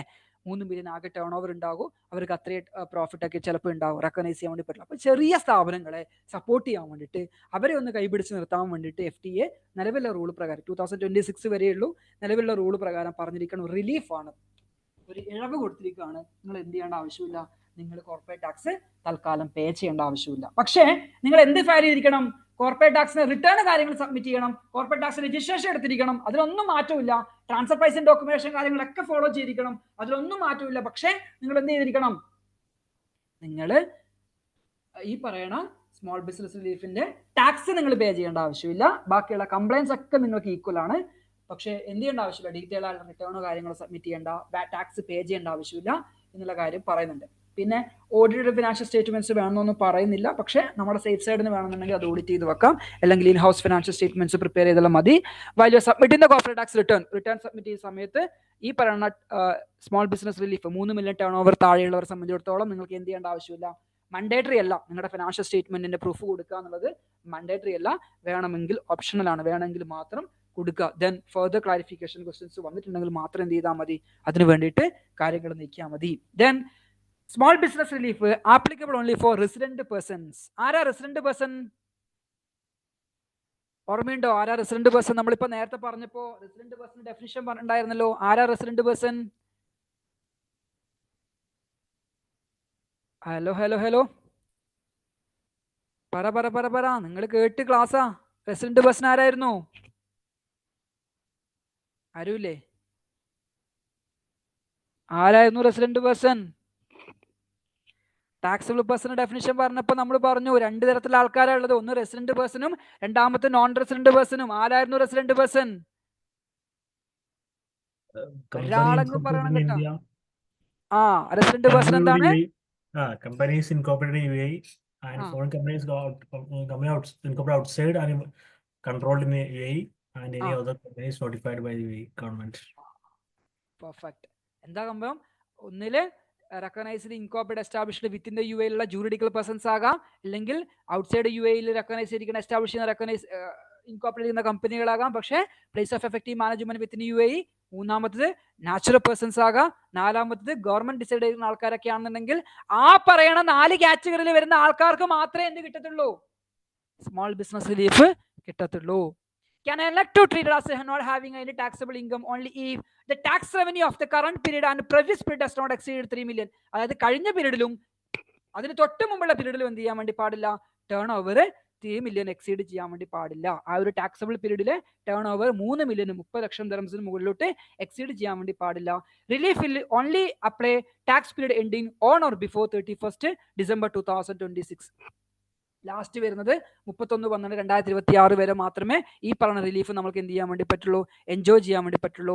Resident person must not be any of the follow, one of the follow. താഴെ പറ റെസിഡന്റ് പേഴ്സൺ ആയിക്കോട്ടെ, റെസിഡന്റ് പേഴ്സൺ ആണെന്നുണ്ടെങ്കിലും നിങ്ങൾ ഒരു മൾട്ടിനാഷണൽ എന്റർപ്രൈസസ് ഗ്രൂപ്പിന്റെ ഭാഗമാകാൻ വേണ്ടി പാടില്ല, MNE ഗ്രൂപ്പിന്റെ ഭാഗമാകാൻ വേണ്ടി പാടില്ല. പിന്നീട് പറഞ്ഞത് ക്വാളിഫൈഡ് ഫ്രീ സോൺ പേഴ്സൺ ആകാൻ വേണ്ടി പാടില്ല. എന്താ ക്വാളിഫൈഡ് ഫ്രീ സോൺ പേഴ്സൺ എന്ന് വെച്ചാൽ എല്ലാ ഫ്രീ സോൺ കമ്പനികൾക്കും ക്വാളിഫൈഡ് ഫ്രീ സോൺ ബെനിഫിറ്റിന് കിട്ടാൻ വേണ്ടി പോകുന്നില്ല. ക്വാളിഫൈഡ് ഫ്രീ സോൺ പേഴ്സൺസ് ആണെന്നുണ്ടെങ്കിൽ കുറച്ച് കണ്ടീഷൻസ് സാറ്റിസ്ഫൈ ചെയ്യാൻ വേണ്ടിയിട്ടുണ്ട്. അങ്ങനെയുള്ള ക്വാളിഫൈങ് ആക്ടിവിറ്റി ആയിരിക്കണം, ക്വാളിഫൈങ് ഇൻകം ജനറേറ്റ് ആയിരിക്കണം, പിന്നെന്താണ് ഡിമിനിമസ് റിക്വയർമെന്റ് സാറ്റിസ്ഫൈ ചെയ്തിരിക്കണം, പിന്നെന്താണ് നമ്മുടെ അസറ്റ്സ് കാര്യങ്ങൾ, എംപ്ലോയ്മെന്റ് കോസ്റ്റ് അസറ്റ്സ് കാര്യങ്ങളൊക്കെ അവിടെ ഉള്ളവരൊക്കെ ആണെന്നുണ്ടെങ്കിൽ മാത്രമേ എന്ത് ചെയ്യാൻ വേണ്ടി പറ്റുള്ളൂ, നമുക്കതിനെ ഒരു ഫ്രീ സോൺ പേഴ്സണെ ക്വാളിഫൈഡ് ഫ്രീ സോൺ പേഴ്സൺ എന്ന് വിളിക്കാൻ വേണ്ടി പറ്റുള്ളൂ. അങ്ങനെ ക്വാളിഫൈഡ് ഫ്രീ സോൺ പേഴ്സൺസിനും നമുക്ക് എന്ത് ചെയ്യാൻ വേണ്ടി പറ്റില്ല, ഈ പറയണ 3 മില്യൺ എന്ന് പറയുന്ന ത്രഷോൾഡ് ലിമിറ്റ് എൻജോയ് ചെയ്യാൻ വേണ്ടി പറ്റില്ല. പകരം നോർമലി വരുന്ന ഒരു ടാക്സബിൾ പേഴ്സൺ ആയിരിക്കണം. അവർ MNE ഗ്രൂപ്പിന്റെ ഭാഗമാകാൻ വേണ്ടി പാടില്ല. അവരുടെ കറണ്ട് ഇയർലിയും പ്രീവിയസ് ഇയർലിയും ടേൺ ഓവർ 3 മില്യണിൽ ലെസ് താൻ ആയിരിക്കണം. എക്സാക്ട് 3 മില്യൺ ആണെങ്കിലും കുഴപ്പമില്ല, അതിന് ലെസ് താൻ ആയിരിക്കണം, എക്സീഡ് ചെയ്യാൻ വേണ്ടി പാടില്ല എന്നാണ് പറഞ്ഞിരിക്കുന്നത്.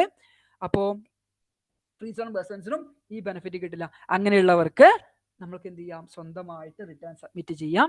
ആകെ നിങ്ങൾ അറിയേണ്ട കേസ്, ആകെ നിങ്ങൾ ഫൈനലൈസ് ചെയ്യേണ്ട കേസ്, നിങ്ങളുടെ ടേൺ ഓവർ മാത്രം എന്ത് ചെയ്യുക, എക്സാക്ട് ആയിട്ട് നിങ്ങൾക്ക് ഡിറ്റർമിൻ ചെയ്യാൻ വേണ്ടിയിട്ട് പറ്റണം. നിങ്ങളുടെ ടേൺ ഓവർ മാത്രമേ അതിനകത്ത് അവർ ചോദിക്കുന്നുള്ളൂ. റിട്ടേണിന്റെ ഫോം നമ്മളിപ്പോൾ തുറന്ന് കാണിച്ചു തരാം. അതിനകത്ത് നിങ്ങളുടെ ടേൺ ഓവർ ഡീറ്റെയിൽസ് മാത്രമേ നിങ്ങൾക്ക് എന്ത് ചെയ്യണ്ടോ, ഫില്ല് ചെയ്ത് കൊടുക്കേണ്ട ആവശ്യമുള്ളൂ. അങ്ങനെ ടേൺ ഓവർ ഡീറ്റെയിൽസ് മാത്രം കൊടുത്തിട്ടുണ്ടെന്നുണ്ടെങ്കിൽ നിങ്ങൾക്ക് എന്ത് ചെയ്യാം, നിങ്ങളുടെ കോർപ്പറേറ്റ് ടാക്സിന്റെ ഫസ്റ്റ് ഇയർ റിട്ടേൺ നിങ്ങൾക്ക് സബ്മിറ്റ് ചെയ്യാൻ വേണ്ടിയിട്ട് പറ്റും. ഓക്കെ, അപ്പോൾ നമുക്ക് എന്ത് ചെയ്യാം, നേരെ ഈ പറയുന്ന കോർപ്പറേറ്റ് ടാക്സിൻ്റെ എമറ ടാക്സ് പോർട്ടൽ വെബ്സൈറ്റിൽ കയറിയിട്ട് എങ്ങനെയാണ് സ്മോൾ ബിസിനസ് റിലീഫിൻ്റെ റിട്ടേൺ സബ്മിറ്റ് ചെയ്യാന്നുള്ള കാര്യങ്ങൾ നോക്കാം. ഞാൻ ഒന്ന് സ്ക്രീൻ ഒന്ന് ഷെയർ ചെയ്ത് നിർത്തുകയാണ്. എൻ്റെ FTAയുടെ പോർട്ടൽ ഒന്ന് പാസ്വേഡ് കാര്യങ്ങളൊക്കെ ഒന്ന് എൻ്റർ ചെയ്യാൻ വേണ്ടിയിട്ടാണ്. ജസ്റ്റ് ഒരു 1 മിനിറ്റ്.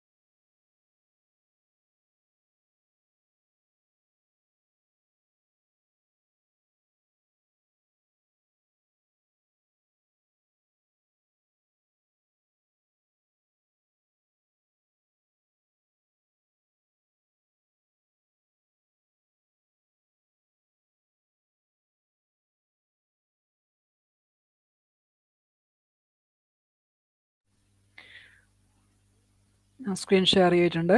കാണാൻ പറ്റുന്നുണ്ടെന്ന് കരുതുന്നു. ശ്രദ്ധിച്ച് കേൾക്കുക. സിമ്പിളായിട്ടുള്ള പരിപാടികളാണ്, അത്ര ടെൻഷൻ എടുക്കാനൊന്നുമില്ല. നമ്മൾ ഈ പറയണ FTAയുടെ എമറ ടാക്സ് പോർട്ടലിൽ ലോഗിൻ ചെയ്യുക. യൂസർ നെയിം പാസ്വേഡ് അടിച്ചിട്ട് ലോഗിൻ ചെയ്യാം. ലോഗിൻ ചെയ്തിട്ട് നമുക്ക് ഇടുന്ന ഡാഷ്ബോർഡ് ഇങ്ങനെ വരും. അതിനകത്ത് നമ്മുടെ രജിസ്ട്രേഷൻ ഓവർവ്യൂ വരും. കോർപ്പറേറ്റ് ടാക്സ് വാറ്റ് രജിസ്റ്റേർഡ് ആണെന്നുള്ള ഓവർവ്യൂ വരും. അതിൽ കോർപ്പറേറ്റ് ടാക്സ് എന്ന് പറയുന്ന ഈ ടാബിൽ ക്ലിക്ക് ചെയ്യുക. കോർപ്പറേറ്റ് ടാക്സ് എന്ന് പറയുന്ന ഓപ്ഷനിൽ ക്ലിക്ക് ചെയ്യുക. അതിനുശേഷം ജസ്റ്റ് ഒന്ന് ലോഡ് ആവട്ടെ. ഇവിടെ കോർപ്പറേറ്റ് ടാക്സ് ഫയലിംഗ് 1 ഫയൽ എന്ന് കാണിക്കും. നിങ്ങളുടെയൊക്കെ ഇപ്പോൾ 1 ഫയൽഡ് എന്നാണ് ഉണ്ടാകുക. ഇനി ആരെങ്കിലും tax period January to December വരെ ആയിരുന്നു, പക്ഷേ ഇവിടെ കാണിക്കുന്നില്ല എന്നുണ്ടെങ്കിൽ FTAയിൽ ഒരു കംപ്ലയിൻറ്റ് റേസ് ചെയ്താൽ മതി എന്നാണ് പറഞ്ഞത്. അപ്പോൾ അതൊന്ന് റേസ് ചെയ്തിട്ട് 1 ഫയൽഡിലേക്ക് എത്തിക്കുക. എന്നിട്ട് എന്ത് ചെയ്യുക, ഇവിടെ വ്യൂ ഓൾ എന്ന് പറയുന്ന ഓപ്ഷൻ ക്ലിക്ക് ചെയ്യുക. വ്യൂ ഓള്. അതിനുശേഷം ഇവിടെ ഓപ്പൺ എന്ന് പറഞ്ഞിട്ട് കാണാൻ വേണ്ടി പറ്റും. ഇവിടെ ആക്ഷനിൽ ഫയൽ എന്ന് പറയുന്ന ഓപ്ഷൻ കാണാം. കാണുന്നുണ്ടല്ലോ അല്ലേ? കാണുന്നുണ്ടോ? സ്ക്രീൻ കാണുന്നുണ്ടല്ലോ? യെസ്. ഫയൽ എന്ന് പറയുന്ന ഓപ്ഷൻ നിങ്ങൾ ക്ലിക്ക് ചെയ്യാം. ദെൻ നിങ്ങളോട് പറയും, ഇതാ, dear taxable person, please be inform that you are required to file your corporate tax return with the correct legal entity type judicial person, natural person. ഇത് നിങ്ങൾക്ക് acknowledge ചെയ്യാം ആൻഡ് പ്രൊസീഡ് ചെയ്യാം. പിന്നീട് വരുന്നത് നമ്മുടെ വാറ്റ് റിട്ടേൺ സബ്മിറ്റ് ചെയ്യുന്ന സമയത്ത് അല്ലെങ്കിൽ രജിസ്ട്രേഷൻ ഒക്കെ വരുന്ന സമയത്ത് തന്നെ എത്ര ടൈം എടുക്കും, എത്രയാണ് ഇതിൻ്റെ ഫീസ് വരുന്നത് എന്നുള്ള കാര്യങ്ങളൊക്കെയാണ്. ഇതിനൊക്കെ നോ ഫീസാണ്. മാക്സിമം ഒരു 2 hours ഒക്കെയാണ് പറയുന്നത്. ഡിപ്പെൻസ് അപ്പോൺ ടാക്സബിൾ പേഴ്സൺ എന്നൊക്കെ പറയുമ്പോൾ 2 ആണ് പറയുന്നത്. ഇത് എന്തൊക്കെ ഡോക്യുമെന്റ്സ് വേണം എന്നുള്ളത് പറയുന്നുണ്ട്. Financial statement, immovable property market value, അതിൻ്റെ ഫെയർ വാല്യൂ മെത്തേഡൊക്കെ ചെയ്യുന്നവരൊക്കെയാണ്. അതിനൊന്നും നമുക്ക് വലിയ പ്രശ്നമില്ലാത്ത കേസാണ്. ഫിനാൻഷ്യൽ അസറ്റ്സ് ലയബിലിറ്റി ഒക്കെ ഡിറ്റർമിൻ ചെയ്യാനുള്ള അതിൻ്റെ പ്രൂഫ് കാര്യങ്ങൾ ചോദിക്കുന്നുണ്ട്. ഫോറിൻ ടാക്സ് പേ ചെയ്യുന്നുണ്ട്. ടാക്സിൻ്റെ അതിൻ്റെ അഡ്വൈസ് ഉണ്ടാവും, അത് ചോദിക്കുന്നുണ്ട്. സർട്ടിഫിക്കറ്റ് ഉണ്ട്, അത് ചോദിക്കുന്നുണ്ട്. അതൊക്കെ ആപ്ലിക്കബിൾ ആവുന്നവർക്കാണ്. ഈ പറയുന്ന സ്മോൾ ബിസിനസ് റിലീഫ് വരുന്നവർക്കൊന്നും ഇതൊന്നും ആപ്ലിക്കബിൾ അല്ല. ജസ്റ്റ് ഐ കൺഫേം കൊടുക്കുക. എന്നിട്ട് എന്ത് ചെയ്യുക, സ്റ്റാർട്ട് എന്ന് പറയുന്ന ഓപ്ഷനിൽ ക്ലിക്ക് ചെയ്യുക.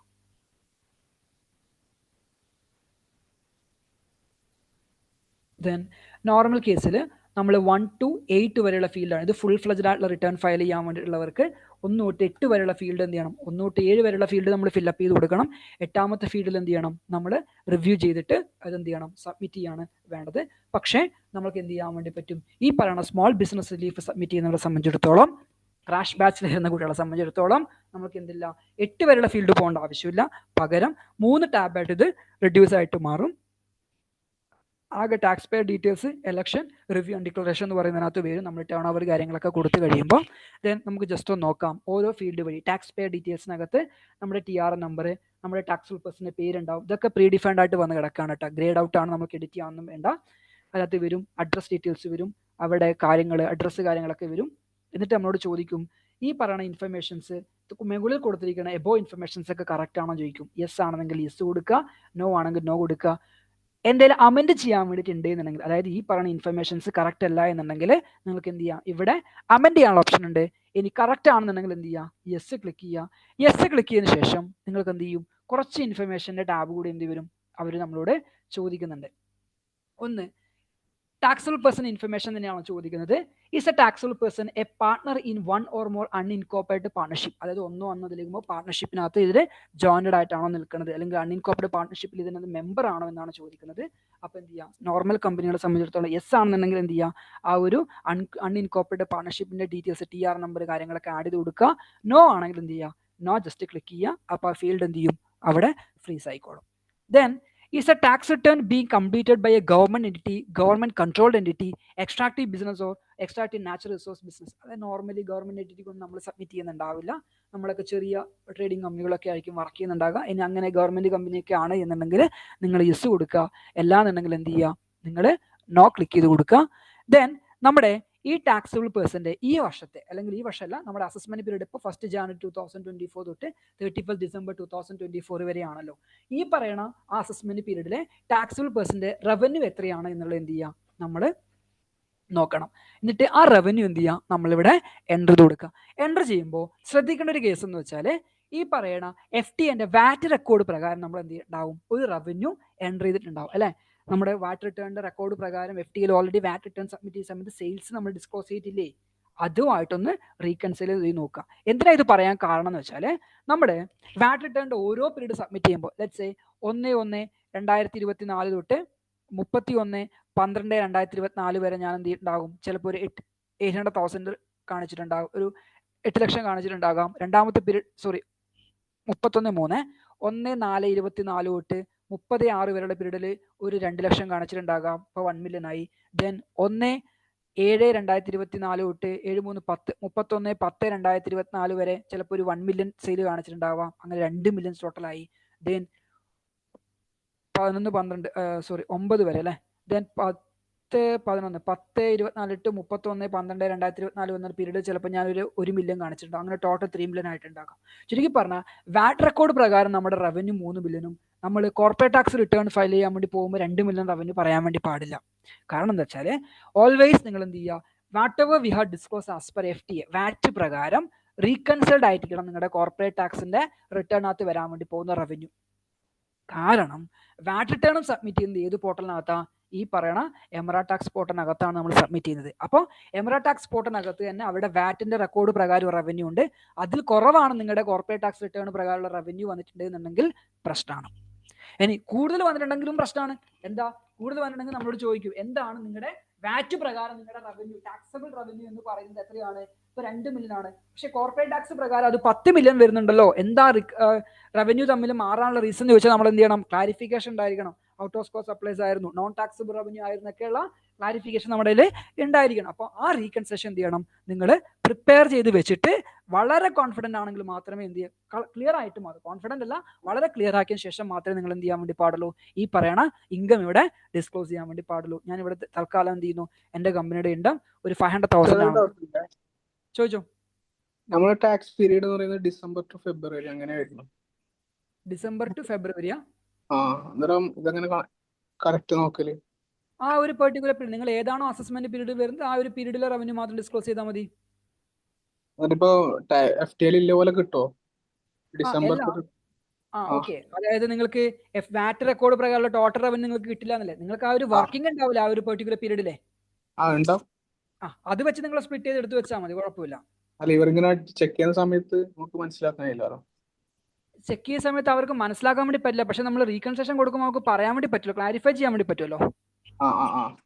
കറക്റ്റ് എക്സാക്ട് അങ്ങനെ ആ ഒരു പെർട്ടിക്കുലർ പീരീഡിൽ വരാത്തവരാണ്, ചിലപ്പോൾ എൻഡ് ചെയ്യുന്ന ഫെബ്രുവരിയിലോ ജനുവരിയിലൊക്കെ എൻഡ് ചെയ്യുന്നതാണെന്നുണ്ടെങ്കിൽ ഫുൾ പീരീഡ് എടുത്തിട്ട് നമ്മൾ എന്ത് ചെയ്യണം, ആ ഒരു ഔട്ട് ഓഫ് പുറത്ത് വരുന്ന പീരീഡ് എന്ത് റിമൂവ് ചെയ്തിട്ട് ബാക്കി ടാക്സബിൾ ഇൻകം ഓഡിറ്റിനൊക്കെ നമ്മൾ ചെയ്യാറില്ലേ. ഇപ്പൊ എടുക്കുന്ന സമയത്ത് ഡിസംബറിൽ മാത്രം എടുത്തിട്ട് വിടണം അല്ലേ? അതെ അതെ, ആ ഒരു ടാക്സ് പീരീഡിലെ വാറ്റിലെ റെക്കോർഡ് പ്രകാരം വന്നിരിക്കുന്ന റവന്യൂ മാത്രം എടുത്ത് നോക്കിയിട്ട് ചെയ്യാം കേട്ടോ. അപ്പൊ ഇതിന്റെ ഒരു ഡൗട്ട് കൂടി ചോദിച്ചോട്ടെ. ഈ നമ്മൾ ഈ ടാക്സ് പീരീഡ് എന്ന് പറയുമ്പോൾ ഒരു മാക്സിമം ഓഫ് 18 months എന്നുള്ള ഒരു കൺസെപ്റ്റ് വരുമല്ലോ, ഫസ്റ്റ് ടാക്സ് പീരീഡ്. അപ്പൊ ഈ ഫുൾ പീരീഡിലത്തെ റവന്യൂ നമ്മളിവിടെ കാണിക്കണ്ടേ ശരിക്കും? അതായത് അല്ല ആ 12 മന്ത്സിലത്തെ ഒരു ഫൈനാൻഷ്യൽ ഇയറത്തെ മാത്രമല്ലല്ലോ, ആ ഒരു മൊത്തം ഇപ്പൊ 17 മന്ത്സ് ആയിരുന്നു ഇരിക്കുക. അപ്പൊ ആ 17 മന്ത്സിലത്തെ റവന്യൂ നമ്മളിവിടെ കാണിക്കണ്ടേ? അത് ഓഡിറ്റ് പർപ്പസിന് വേണ്ടി മാത്രമേ നമുക്ക് വരുന്നുള്ളൂ.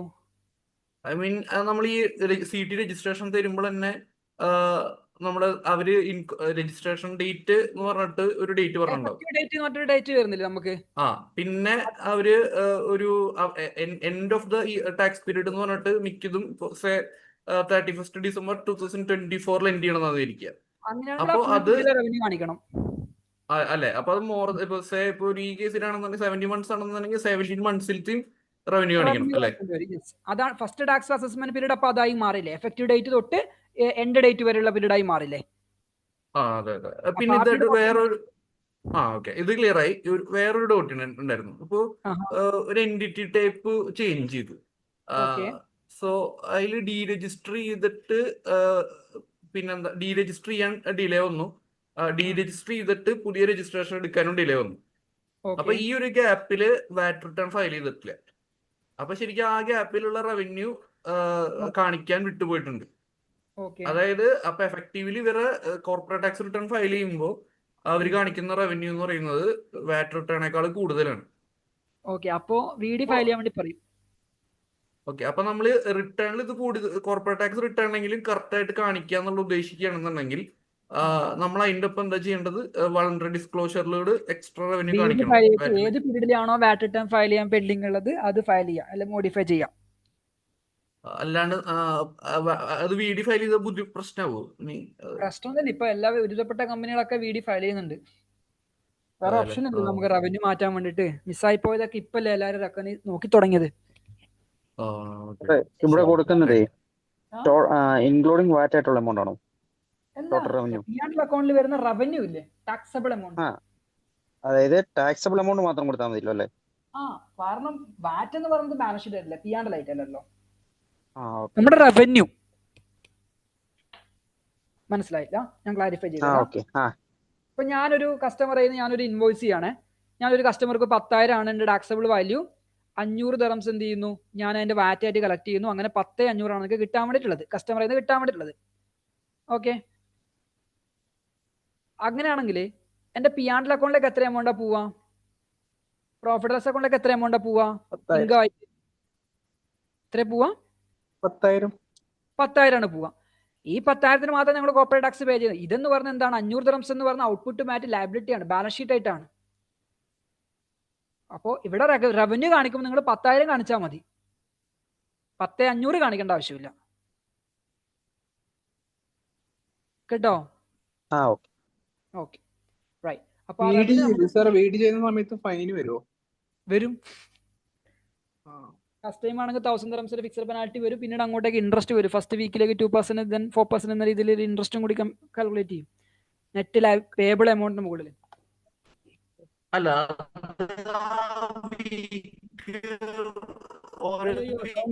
സൗണ്ട് കട്ടാണ്ട്. അതെങ്ങനെയാ ആ ഡിഫറൻസ് എമൗണ്ട് ഇല്ലേ നമുക്കിപ്പോ ആ ഒരു പെർട്ടിക്കുലർ റിട്ടേൺ ഇപ്പൊ ക്ലിയർ ആണ്. നമുക്കൊരു ഡിഫറൻസ് എമൗണ്ട് വരില്ലേ, ഇപ്പൊ ഒരു 10,000 dirhams ആ ഒരു പെർട്ടിക്കുലർ പീരീഡിൽ പേ ചെയ്യാൻ വേണ്ടി വരില്ലേ, ആ ഡേറ്റ് തൊട്ട് നമ്മൾ എപ്പാണ് പേ ചെയ്യുന്നത്, ആക്ച്വൽ പേ ഔട്ട് ചെയ്യുന്നത്, ആ പേ ഔട്ട് ചെയ്യുന്ന ഡേറ്റ് വരെ അവർക്ക് റവന്യൂ ലോസ് ആയില്ലേ. ഏത് പീരീഡിലത്തെ റവന്യൂ ആയിട്ടാണ് നമ്മൾ കാണിക്കേണ്ടിയിരുന്നത് ആ പീരീഡ് മുതൽ വരൂല്ലേ? ദെൻ നമ്മളപ്പോ റവന്യൂ ഇവിടെ കൊടുത്തു. സപ്ലൈ അല്ലാത്ത സമയത്താണെങ്കിലോ, പുറത്തേക്ക് അയക്കുന്നതാണെങ്കിലോ? പുറത്തേക്ക് അയക്കുന്നതാണെങ്കിൽ 0% സെയിൽസ് അല്ലേ, അതിനും ഫൈൻ വരും. വിട്ടുപോയിട്ടുണ്ടെങ്കിൽ ഇല്ല, അങ്ങനെയാണെങ്കിൽ ഫിക്സഡ് പെനാൽറ്റി മാത്രമേ വരത്തുള്ളൂ, 1,000 dirhams മാത്രമേ വരത്തുള്ളൂ. ഫസ്റ്റ് ടൈം ആണെങ്കിൽ 1,000 dirhams. നെറ്റ് ടാക്സ് പേബിൾ എന്തെങ്കിലും മാറ്റം ഉണ്ടെങ്കിൽ മാത്രമേ പ്രശ്നമുള്ളൂ. ഇൻട്രസ്റ്റ് വരത്തുള്ളൂ. 1000 പെനാൽറ്റി വരും അല്ലേ? 1000 ഫസ്റ്റ് ടൈം, 1000 സെക്കൻഡ് ടൈം 2,000 എന്ന് തോന്നുന്നു. റൈറ്റ്, മൂവിയാണ്. അപ്പോൾ നമ്മൾ എന്ത് ചെയ്യുന്നു, നമ്മുടെ റവന്യൂ ഇവിടെ കൊടുക്കുന്നു. As A taxable person financial statement has been prepared under cash base or accrual basis. നമ്മൾ പറയാം ക്യാഷ് ബേസ് ഓഫ് അക്കൗണ്ടിംഗ് ആണോ ഫോളോ ചെയ്യുന്നത്, accrual base. Normally accrual base of accounting ആണ് നമ്മൾ ഫോളോ ചെയ്യുന്നത്. സോ അക്രൂവൽ കൊടുക്കുക. ഒന്നിൽ കൂടുതൽ ബിസിനസ് ആക്ടിവിറ്റി എന്ന് ചോദിക്കും. ഇപ്പൊ ഈ ഒരു കമ്പനിയെ സംബന്ധിച്ചിടത്തോളം അവർക്ക് ആക്ടിവിറ്റി ഒന്നേ ഉള്ളൂ.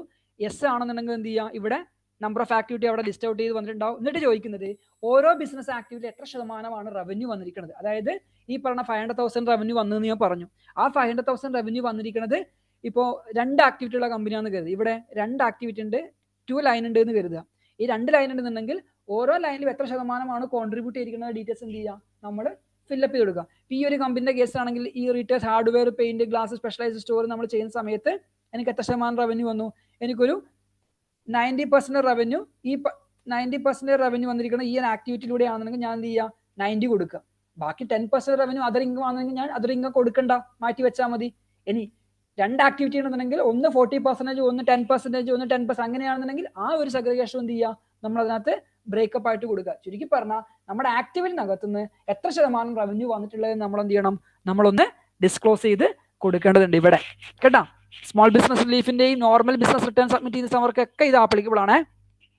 പിന്നീട് ചോദിക്കുന്നു, is a taxable person member of a multinational enterprises group. MNE ഗ്രൂപ്പിന്റെ ഭാഗമാണോ? നോർമൽ കമ്പനികളൊന്നും ഭാഗമാകാൻ വേണ്ടി സാധ്യതയില്ല. Then is a taxable person, അത് MNE ഗ്രൂപ്പിന്റെ ഭാഗമാണെന്നുണ്ടെങ്കിൽ എന്താ പ്രശ്നം, നമുക്ക് സ്മോൾ ബിസിനസ് റിലീഫ് കിട്ടുമോ?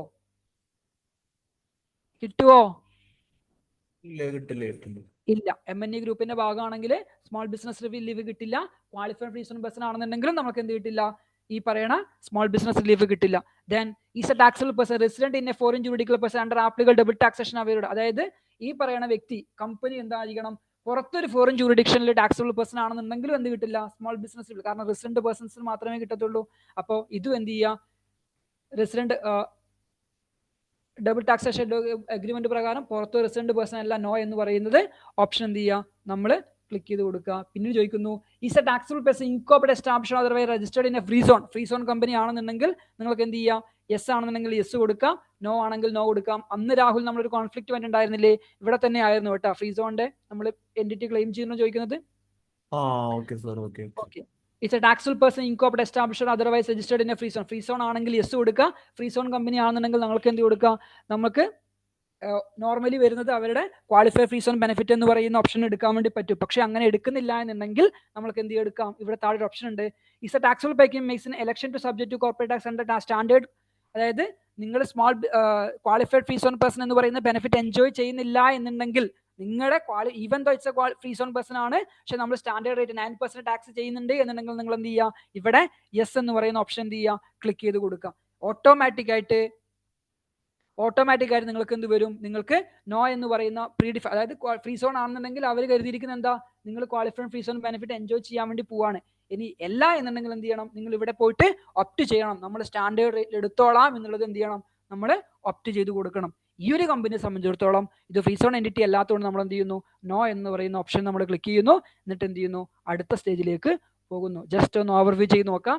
കമ്പനിയുടെ ഡീറ്റെയിൽസ്, കമ്പനിയുടെ TR നമ്പർ, ടാക്സബിൾ പേഴ്സന്റെ നെയിം, എൻറ്റിറ്റി ടൈപ്പ്, ടാക്സബിൾ പേഴ്സന്റെ പേര് അറബിക്കിൽ, ഇതൊക്കെ നമ്മൾ രജിസ്ട്രേഷൻ എടുക്കുന്ന സമയത്ത് കൊടുത്തിട്ടുള്ളതാണ്. പിന്നെ ഇൻഫർമേഷൻ കറക്റ്റ് ആണോ എന്നുള്ളത് നമ്മൾ ടിക്ക് ചെയ്ത് കൊടുക്കണം, യെസ് ഓർണോ കൊടുക്കുക. ടാക്സബിൾ പേഴ്സന്റെ ഇൻഫർമേഷൻ ഇൻകോർപ്പറേറ്റ് പാർട്ണർഷിപ്പ് ഫേം ഒക്കെ ആണെന്നുണ്ടെങ്കിൽ യെസ് കൊടുക്കുക, അല്ലാന്നുണ്ടെങ്കിൽ നോ കൊടുക്കുക. Natural government company, natural resource എക്സഷൻ അങ്ങനെയൊക്കെ വരുന്നവരാണെങ്കിൽ യെസ് ഓർണോ കൊടുക്കുക. നമ്മുടെ ടാക്സബിൾ പീരീഡ് റവന്യൂ കൊടുക്കുക. Methods of account accrual base ആണോ ക്യാഷ് ബേസ് ആണോ എന്നുള്ളത് കൊടുക്കുക. ആക്ടിവിറ്റി വൈസ് നമ്മൾ എന്ത് ചെയ്യുക, പെർസെന്റേജ് റവന്യൂ കൊടുക്കുന്നു. MNE ഗ്രൂപ്പിന്റെ ഭാഗമാണെങ്കിൽ യെസ് അല്ലെങ്കിൽ നോ കൊടുക്കുന്നു. നമ്മൾ DTA പ്രകാരം മറ്റൊരു ഫോറിൻ ജുഡിഷ്യൽ ടാക്സബിൾ പേഴ്സൺ ആണെന്നുണ്ടെങ്കിൽ യെസ് അല്ലെങ്കിൽ നോ കൊടുക്കുന്നു. Incorporate established UAE under other law as a ഫ്രീ സോണിലാണെന്നുണ്ടെങ്കിൽ യെസ്, അല്ലാന്നുണ്ടെങ്കിൽ is a taxable person incorporated otherwise established recognise under the laws of the UAE or അത് UAEയുടെ നിയമപ്രകാരമോ അല്ലോ ഫ്രീ സോണിന്റെ നിയമപ്രകാരമോ UAE എസ്റ്റാബ്ലിഷ്ഡ് ആണോ എന്നാണ് ചോദിക്കുന്നത്. അപ്പോൾ അതെന്ത് ചെയ്യുക, ഓൾവേസ് എസ് ആക്കിയിട്ട് കൊടുക്കുക. ദെൻ ഫ്രീ സോൺ ആണെന്നുണ്ടെങ്കിൽ, ഫ്രീ സോൺ കമ്പനി ആണെന്നുണ്ടെങ്കിൽ യെസ് കൊടുക്കുക. അതിൽ ഫ്രീ സോൺ കമ്പനി 9% റീജിയനിൽ പോകാൻ താല്പര്യമുള്ളവരാണെങ്കിലും എന്ത് ചെയ്യുക, യെസ് കൊടുക്കുക. എന്നിട്ട് എന്ത് ചെയ്യുക, നെക്സ്റ്റ് സ്റ്റെപ്പ് ക്ലിക്ക് ചെയ്യുക. പറഞ്ഞോ. അയ്യോ സൗണ്ട് കട്ടാവുണ്ട് രാവിലെ. അതെ, നമ്മൾ ഈ ടാക്സിന്റെ ഒരു പ്രോബ്ലം പ്രശ്നമാണല്ലേ. പറഞ്ഞോ പോരട്ടെ. അപ്പൊ നേരത്തെ പറഞ്ഞ പോയിന്റ് ഉണ്ടല്ലോ, taxable person established or incorporated in UAE free zone person, അങ്ങനെ ഒരു ഫ്രീ സോൺ ഏരിയ അങ്ങനെ ഒരു പോയിന്റ് ഉണ്ടായിരുന്നല്ലോ. അത് ശരിക്ക് അത് നോ ആയിട്ട്, അത് ഡിഫോൾട്ട് ആയിട്ട് യെസ് ഓർ നോ എന്ന് വരും. അതില് നോ എന്ന് വരുന്നത് ഫോറിൻ ഇൻകോർപ്പറേറ്റഡ് പേഴ്സൺ ആയിരിക്കുമ്പോഴല്ലേ നോ വരുള്ളൂ. അതെ, പുറമെ പുറത്തുള്ളവർക്ക് ഇൻകോർപ്പറേറ്റഡ് മാത്രം. പേഴ്സൺ ഫോറിൻ ആയിട്ട് ഇവിടെ ജൂറിഡിക്ഷനിൽ ഇൻകോർപ്പറേറ്റ് ചെയ്യുന്ന കമ്പനികൾക്ക് മാത്രമേ അത് നോ വരത്തുള്ളൂ. ബാക്കിയൊക്കെ യെസ് ആയി വരും. ഓട്ടോമാറ്റിക് രജിസ്ട്രേഷൻ എടുക്കുന്ന സമയത്ത് വരുന്ന ഡീറ്റെയിൽസ് ആണ്. പിന്നെ സാർ ജസ്റ്റ് ഒന്ന് പ്രീവിയസ് സ്റ്റെപ്പ് ഒന്ന് എടുക്കാൻ പറ്റുമോ? അത് ഒരു ഡൗട്ട് കൂടി ചോദിക്കാനുണ്ട്. ഒരു സെക്കൻഡ്.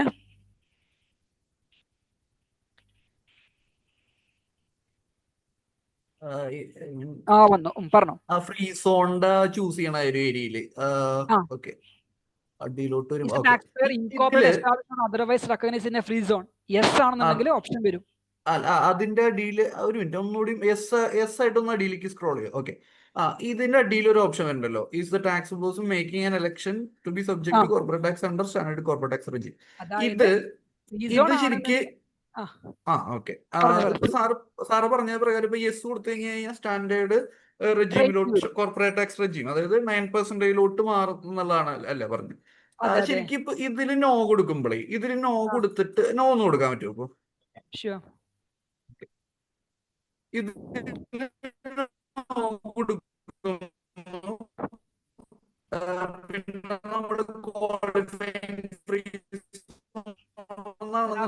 റിക്വയർമെന്റ്സ് സ്റ്റാൻഡേർഡ് കോർപ്പറേറ്റ്, അതായത്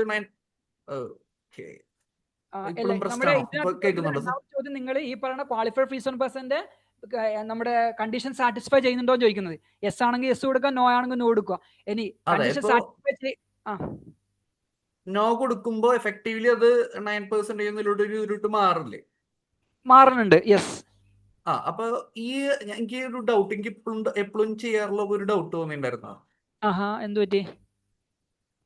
അപ്പൊ ഇങ്ങനെ രണ്ട് ഇത് തമ്മിൽ എന്താ ശരിക്കും വ്യത്യാസം? എന്തെങ്കിലും വ്യത്യാസം ഉദ്ദേശിക്കുന്നുണ്ടോ? അതായത് ഈസ് ദ ടാക്സബിൾ പേഴ്സൺ ആ ഒരു ഫസ്റ്റ് ഓപ്ഷൻ അല്ലേ, ഇപ്പൊ നമ്മളിത് നോ കൊടുത്ത ഓപ്ഷൻ അല്ലേ, അവിടെ ഇപ്പൊ യെസ് കൊടുക്കുന്നതും ഇത് രണ്ടും നോ കൊടുക്കുന്നതും തമ്മിൽ എന്താ വ്യത്യാസം ഉള്ളത്?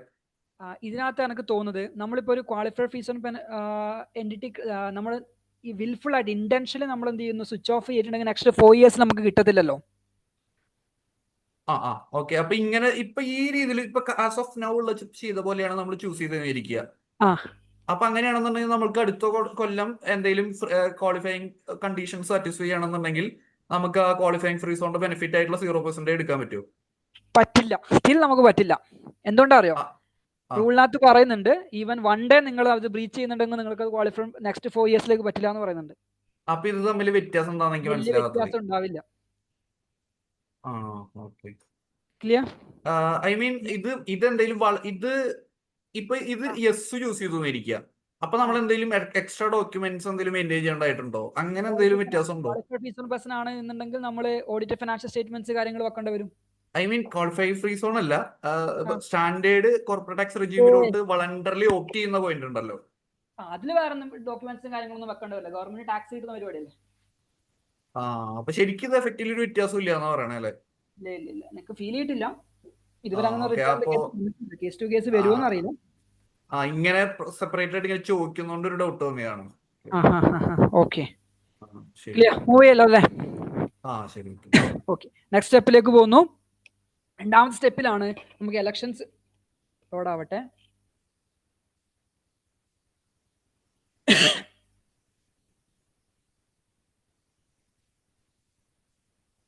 റെഗുലർ ബാച്ചിലർ സ്റ്റുഡൻസിന് അടുത്ത വെള്ളിയാഴ്ച നമുക്ക് ഓഫ് അല്ലേ?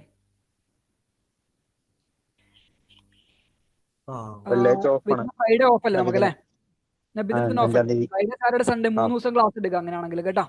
നമുക്കത് തീർക്കാലോ. Okay, right. ദെൻ നമുക്ക് എലക്ഷൻസ് കുറച്ച് പറയുന്നുണ്ട്. റിയലൈസേഷൻ ബേസിസ് ഓഫ് അക്കൗണ്ടിങ് നമുക്ക് ഫോളോ, അതായത് ഇവിടെ ഇപ്പോൾ ചോദിക്കുന്നത് would the taxable person like to elect to use realization basis? Realization basis എന്ന് വെച്ചാൽ നമുക്കൊരു ബിൽഡിംഗ് ഉണ്ടായെന്ന് കരുതുക. ആ ബിൽഡിങ്ങിന്റെ നോർമൽ മെത്തേഡ് IFRS ഫോളോ ചെയ്യുമ്പോൾ നമ്മൾ ഫെയർ വാല്യൂ മെത്തേഡിലേക്ക് കൊണ്ടുപോകണം. പക്ഷേ ബിൽഡിംഗ് റെക്കഗ്നൈസ് ചെയ്തിട്ടില്ല. അതായത് 10 million ഒരു ബിൽഡിംഗ് ആയിരുന്നു, പക്ഷേ അത് നമ്മൾ ഫെയർ വാല്യൂ മെത്തേഡ് എടുത്ത സമയത്ത് അതിന്റെ മാർക്കറ്റ് വാല്യൂ 15 million ആയിട്ട് വന്നു. സോ ബുക്സ് ഓഫ് അക്കൗണ്ട്സ് നമ്മൾ എന്ത് ചെയ്യുന്നു, 5 million അതർ ഇൻകം ആയിട്ട് റെക്കഗ്നൈസ് ചെയ്യണം, even though that's not realised. അപ്പോൾ അങ്ങനെ നമുക്കൊരു ഓപ്ഷൻ ഉള്ളതെന്ന് വെച്ചാൽ നിങ്ങൾ റിയലൈസ് ചെയ്യാത്ത പ്രോഫിറ്റ് എന്തെങ്കിലും ബുക്സ് ഓഫ് അക്കൗണ്ട്സിൽ വന്നിട്ടുണ്ട്, പ്രോഫിറ്റ് ലോസ് അക്കൗണ്ടിലേക്ക് വന്നിട്ടുണ്ട് എന്നുണ്ടെങ്കിൽ നിങ്ങൾക്ക് എന്ത് ചെയ്യാം, നിങ്ങൾക്ക് ആസാൻ വെൻ നിങ്ങൾ റിയലൈസ് ചെയ്യുന്ന സമയത്ത് മാത്രം ടാക്സ് പേ ചെയ്താൽ മതി എന്നുള്ളത് നിങ്ങൾക്ക് ഓപ്റ്റ് ചെയ്യാൻ വേണ്ടി പറ്റും.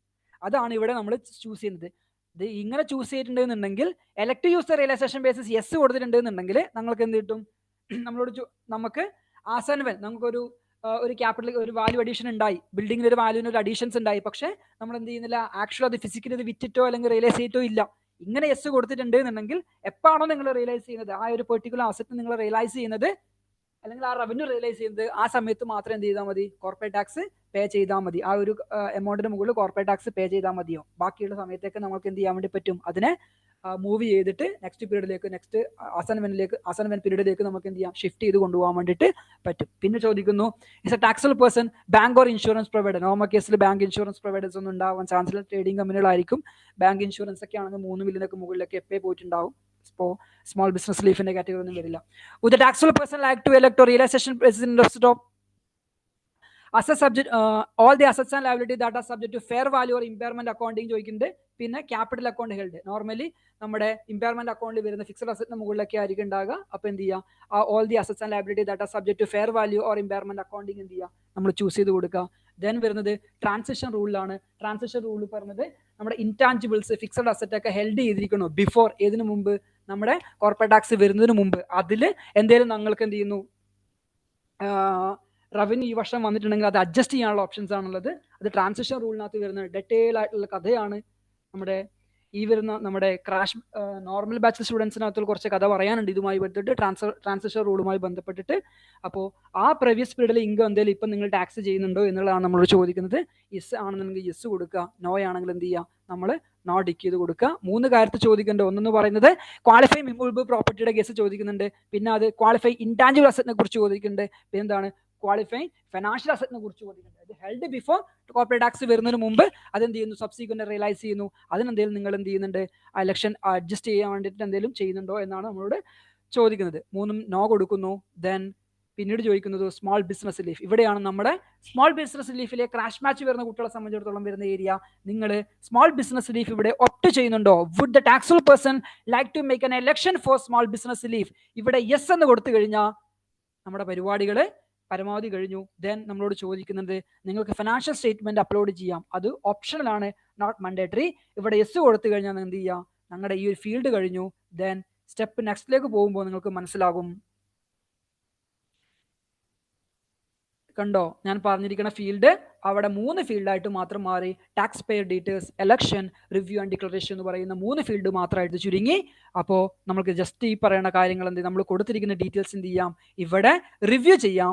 റിവ്യൂ ചെയ്തതിനു ശേഷം ഐ കൺഫേം എന്നുള്ളത് ടിക്ക് ചെയ്ത് നെക്സ്റ്റ് സബ്മിറ്റ് ചെയ്ത് കഴിഞ്ഞാൽ കോർപ്പറേറ്റ് ടാക്സ് റിട്ടേൺ എന്താകും, നിങ്ങളുടെ സ്മോൾ ബിസിനസ് റിലീഫ് പ്രകാരമുള്ള റിട്ടേൺ FTL എന്താകും, സബ്മിറ്റഡ് ആയിക്കോളും. നിങ്ങളുടെ കംപ്ലയിൻസ് അവിടെ കൊണ്ട് എന്ത് ചെയ്യും, കഴിയുകയും ചെയ്യും. വളരെ സിമ്പിൾ ആയിട്ടുള്ള പരിപാടികൾ മാത്രമേ ഉള്ളൂ ഈ പറയുന്ന സ്മോൾ ബിസിനസ് റിലീഫിന്റെ കാറ്റഗറിയിൽ എന്ന് പറയുന്നത്. ഇവിടെ നമ്മൾ ആകെ ശ്രദ്ധിക്കേണ്ട കേസ്, നിങ്ങളുടെ റവന്യൂ കൊടുത്തിരിക്കുന്നത് എക്സാക്ട് ആയിരിക്കണം. കറണ്ട് പീരീഡിലും പ്രീവിയസ് പീരീഡിലും 3 മില്യന് മുകളിലോട്ട് റവന്യൂ കയറി പോകാൻ വേണ്ടി പാടില്ല, എക്സീഡ് ചെയ്യാൻ വേണ്ടി പാടില്ല. നിങ്ങളൊരു മൾട്ടിനാഷണൽ എന്റർപ്രൈസസ് ഗ്രൂപ്പിന്റെ ഭാഗമാകാൻ വേണ്ടി പാടില്ല. അങ്ങനെയാണെന്നുണ്ടെങ്കിൽ ഒരു ക്വാളിഫൈഡ് ഫ്രീ സോണും കൂടി ആകാൻ വേണ്ടി പാടില്ല. അങ്ങനെയാണെന്നുണ്ടെങ്കിൽ നിങ്ങൾക്ക് എന്ത് ചെയ്യാൻ വേണ്ടി പറ്റും, നിങ്ങൾക്ക് ഈ പറയുന്ന small business relief up to 31 December 2026 വരെ നിങ്ങൾക്ക് ക്ലെയിം ചെയ്യാൻ വേണ്ടിയിട്ട്, എൻജോയ് ചെയ്യാൻ വേണ്ടിയിട്ട് പറ്റും. ഇങ്ങനെയാണ് സ്മോൾ ബിസിനസ് റിലീഫിന്റെ റിട്ടേൺ നമ്മൾ എന്ത് ചെയ്യേണ്ടത്, FTAയുടെ വെബ്സൈറ്റിൽ സബ്മിറ്റ് ചെയ്യേണ്ടത്. ഇന്നത്തെ ക്ലാസ്സിൽ നമ്മുടെ മെയിൻ പർപ്പസ് അല്ലെങ്കിൽ കോർ എന്ന് പറയുന്നത്, നമ്മുടെ അജണ്ട എന്ന് പറയുന്നത് ഇത് തന്നെയായിരുന്നു. നിങ്ങളെ സ്മോൾ ബിസിനസ് റിലീഫിന് റിട്ടേൺ ചെയ്ത് എങ്ങനെയാണെന്നുള്ളത് എമറ ടാക്സ് പോർട്ടലിൽ കാണിച്ചു തരിക എന്നുള്ളത്. പിന്നെ കോർപ്പറേറ്റ് ടാക്സിന്റെ ബേസിക് ആയുള്ള ഒരു ഐഡിയ തരിക, എന്താണ് കോർപ്പറേറ്റ് ടാക്സ്, ഡയറക്ട് ടാക്സേഷൻ എന്താണ്, ഇൻഡയറക്ട് ടാക്സേഷൻ എന്നുള്ള കാര്യങ്ങൾ പറഞ്ഞു, എന്താണ് കോർപ്പറേറ്റ് ടാക്സ് എന്നുള്ള കാര്യം നമ്മൾ പറഞ്ഞിട്ടുണ്ടായി, ആർക്കൊക്കെ കോർപ്പറേറ്റ് ടാക്സ് ആപ്ലിക്കബിൾ ആകുന്നുള്ള കാര്യം പറഞ്ഞു, ഏതൊക്കെ ഡിഡക്റ്റബിൾ ആയിട്ടുള്ള എക്സ്പെൻസ് എന്ന് പറഞ്ഞു, ഏതൊക്കെ നോൺ ഡിഡക്റ്റബിൾ ആയിട്ടുള്ള എക്സ്പെൻസ് എന്ന് പറഞ്ഞു, ഏതൊക്കെയാണ് എക്സംപ്റ്റഡ് ഇൻകം നമ്മൾ പറഞ്ഞിട്ടുണ്ടായി, എന്താണ് ട്രാൻസ്ഫർ പ്രൈസിങ്, എന്തൊക്കെ മെത്തേഡുകളാണ് ഇതിനകത്ത് ഉണ്ടാകുന്ന കാര്യം പറഞ്ഞിട്ടുണ്ടായി. പറയാതിരുന്നത് ക്വാളിഫൈഡ് ഫ്രീ സോൺ പേഴ്സൺസ് മാത്രമേ ഉള്ളൂ. അത് നമ്മുടെ ഡീറ്റെയിൽഡ് ആയ സെഷനകത്ത് വരുന്നതാണ്. പിന്നീട് വന്നിട്ട് സ്മോൾ ബിസിനസ് റിലീഫ് എന്താണ്, എലക്ഷൻസ് എന്താണ് എന്നുള്ള കാര്യം പറഞ്ഞു, സ്മോൾ ബിസിനസ് റിലീഫ് കിട്ടാൻ വേണ്ടിയുള്ള കണ്ടീഷൻസ് എന്താണെന്നുള്ള കാര്യങ്ങൾ പറഞ്ഞു, എങ്ങനെയാണ് FTAയുടെ പോർട്ടലിൽ പറയുന്ന സ്മോൾ ബിസിനസ് റിലീഫിന് റിട്ടേൺ സബ്മിറ്റ് ചെയ്യാനുള്ള കാര്യങ്ങൾ നമ്മൾ ഡിസ്കസ് ചെയ്തിട്ടുണ്ടായി. നിങ്ങൾക്ക് യൂസ്ഫുൾ ആയോ? 1.5 മണിക്കൂർ പോയി ക്ലാസ് എടുത്തിട്ട് ക്ലാസ് അറ്റൻഡ് ചെയ്തിട്ട് ആർക്കെങ്കിലും യൂസ്ഫുൾ ആയിട്ട് തോന്നിയിട്ടുണ്ടോ? ഒരു ഐഡിയ കത്തി ആരെങ്കിലുണ്ടോ? ഹലോ, ക്ലിയർ ആണല്ലോ അല്ലേ? ഓക്കെ, അങ്ങനെയാണെങ്കിൽ ഞാൻ ഇവിടുത്തെ സെഷൻ വൈൻഡ് അപ്പ് ചെയ്യുന്നു. എന്തെങ്കിലും ഡൗട്ട്സ് കാര്യങ്ങളെങ്കിൽ ഗ്രൂപ്പ് ചോദിക്കുക. നമ്മുടെ റെഗുലർ ബാച്ച് സ്റ്റുഡൻസിനോടുള്ള കഥയാണ്. വരുന്ന ഫ്രൈഡേ സാറ്റർഡേ സൺഡേ 3 ദിവസം കൊണ്ട് നമുക്ക് കോർപ്പറേറ്റ് ടാക്സ് വൈൻഡ് അപ്പ് ചെയ്യണം. അപ്പോൾ 3 ദിവസം നമുക്ക് ക്ലാസ് വെക്കാൻ വേണ്ടിയിട്ട് ശ്രമിക്കണം. ഓക്കെ അല്ലേ? Okay. Thank you. Bye bye.